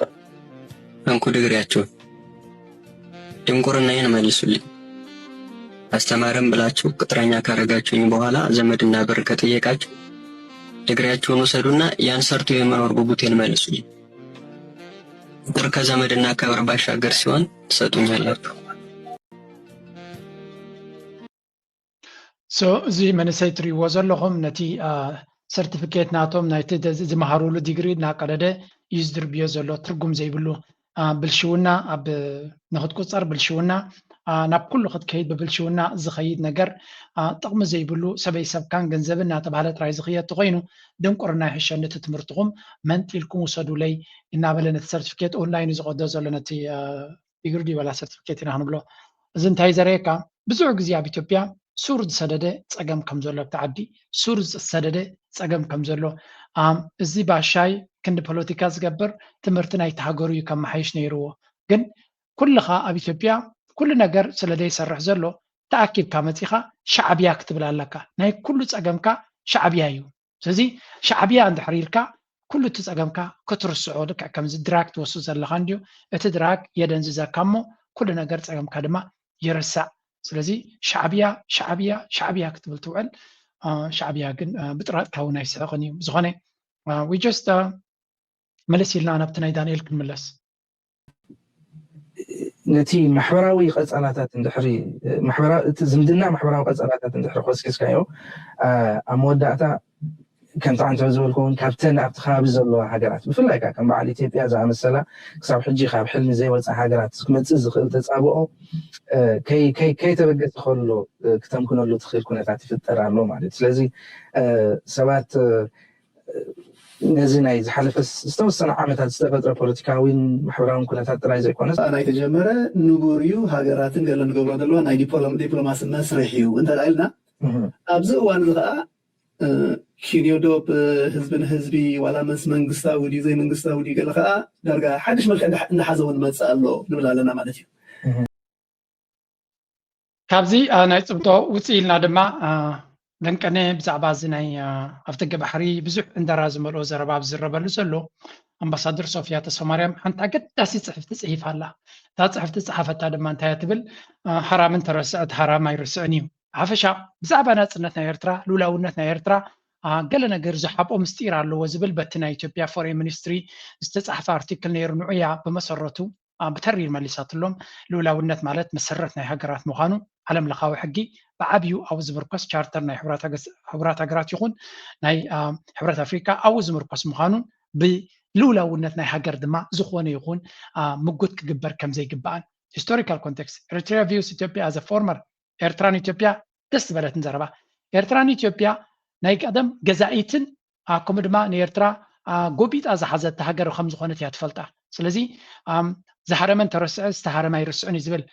ምስላ ተጠቂማ ማለት እዩ sovereignty is tied to Eritrea's long liberation struggle and national survival ስለዚ ልውላውነት ናይ ኤርትራ ትኩሉ ዋጋ ዝተኸፈለ ንዑዩ ንኤርትራውያን ንቐጻልነት ናይ ኤርትራ ድማ absolutely ካብ ብመሰረቱ አገዳሲ እዩ ብዝኾነ ይኹን ተራ ዘረባ ድማ ክትንከፍ ዘይግቦ እዩ ብዛዕባ ቀይሕ ባሕሪ ድማ ከምዚ ክበሃል ኣለዎ ይብል ነይራን ትክክል ገይራ ገሊፃቶ Eritrea does not oppose Ethiopia's legitimate need for commercial access ኤርትራ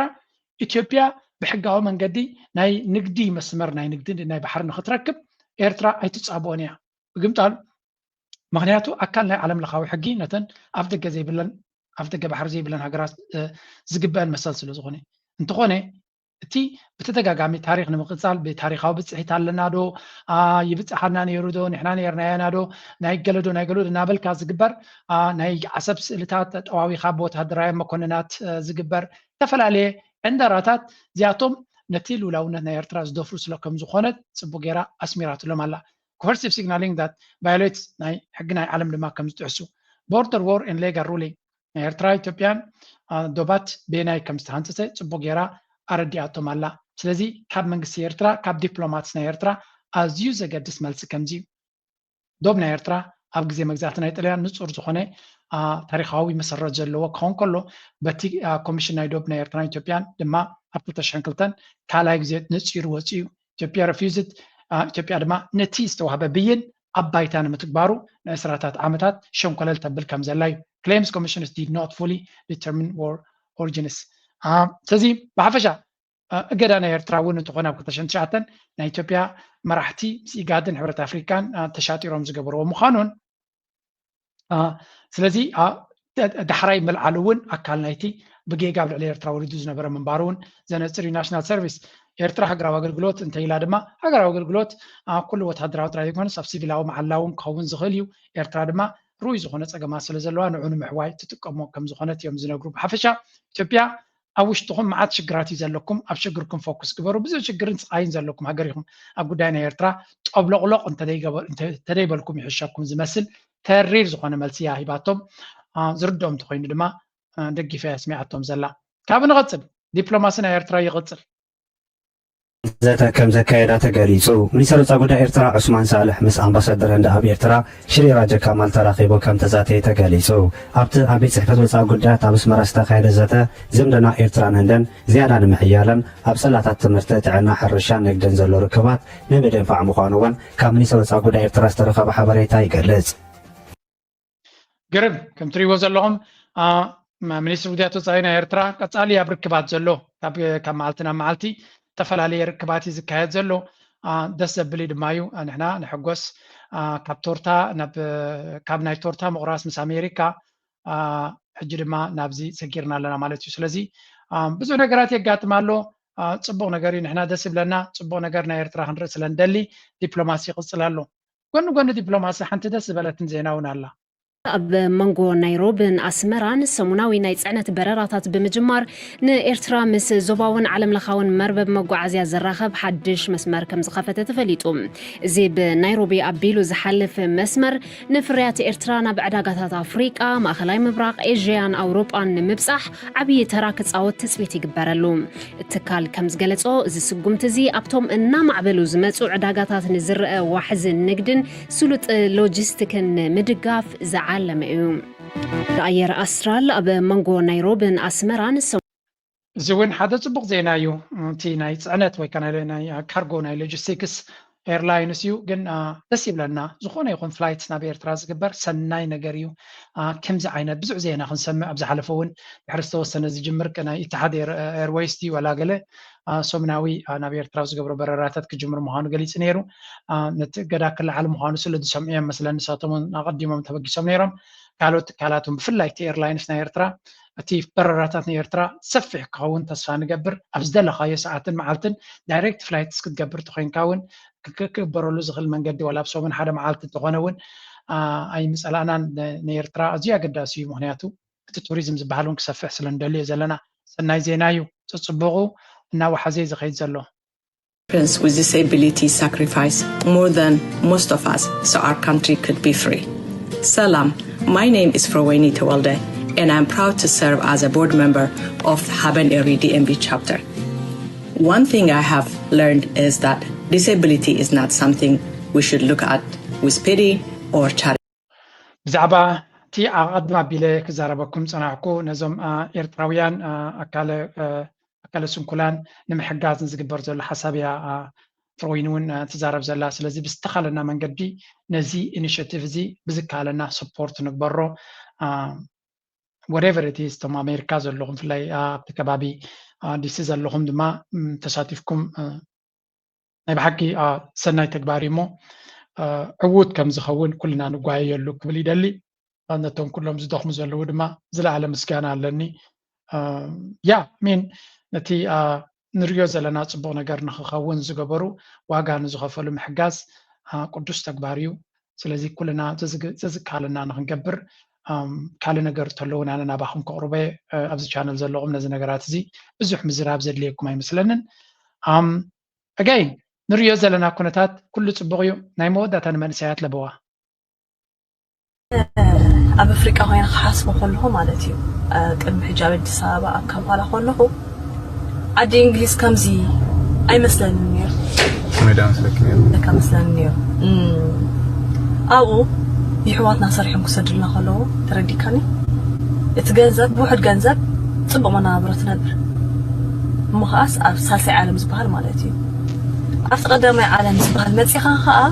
ኣትሊስት ንእሽተይ ሰሪሕካሲ እቲ ናብራኻስ ኣዝዩ ጥጡሕ ኣዝዩ ኮንፈርት ዝኾነ ሂወት ንኽትነብር ኢኻ ትሓስብ ተረዲካኒ ሕጂ ዝበዛሕና ኣብ ኣፍሪቃ ኮይና ንሓስቦ ሓሳብን ኣብዚ መፂና ባይታ ንሪኦን ግን ክልተ ጫፋት እዩ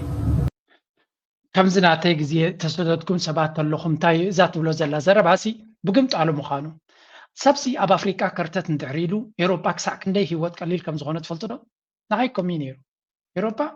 ካብ መጀመሪኡ ክሳብ ሕጂ ኣይከበደንን ስለምንታይ ኣብ ኣፍሪካ ከቢድ ስለ ዝነበረ ሰሪሕካ ምንባር ኣብ በዓል ሱዳን ከርተት ንብል ስለ ዝነበርና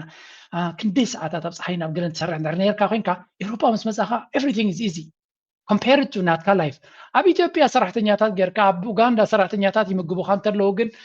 man you're gonna have a very difficult life ኤሮጳ ይትምፃእ ወይ እውን ንካናዳ ይትኽድ ካናዳን ኣሜሪካን መስገደደ እንድዩ ናብኡ ይትኽድ ምክንያቱ ኣብ ኣፍሪካ ቢዝነስ ተገበርካ ትካል ተገበርካ ሕሸካ ወይ ሕሸኪ ኣብዚ ምቾት የለን ኣብዚ ሓመድ ፋጫኻ ክሰቲኻ ኣብ ኣፍሪካ ትሽገር ተለኻ ከርተት ትብል ተለኻ ግን ኤሮጳን ካናዳ ኩሉ ፅቡቕ እዩ ቀሊል እዩ ድማ እዚያ ክብለኩም ይደሊ ትፍልለይ ኣብዚ ዘሎ መብዛሕቶም ዘይርድዎ ካብዚ ስለ ዝብገስ እዩ ፀገሞም ናተይ መርዳእታ ከምኡ ንዓይ ኤሮጳ ከቢድኒ ይፈልጥ ቀሊል እዩ ነይሩ እዚ ማለት ግን ኣብ ኣፍሪካ ከርተት ኢልካ ጥራይ ብካልእ ዘራርባ ኤሮጳ ከም ቀደም ኣይኮነን ዘሎ ናብ ስደት ገጥኩም ከዓ ኣይትሕሰቡ ክንብል ንደሊ ናይ ሎማ ርዕስ ኣብዚ ጉዳይ ላይክ ምግባር ሸር ምግባር ርኢቶምን ሓሳብኩምን ምግዳፍ ኣይትረስዑ ቴንክ ዩ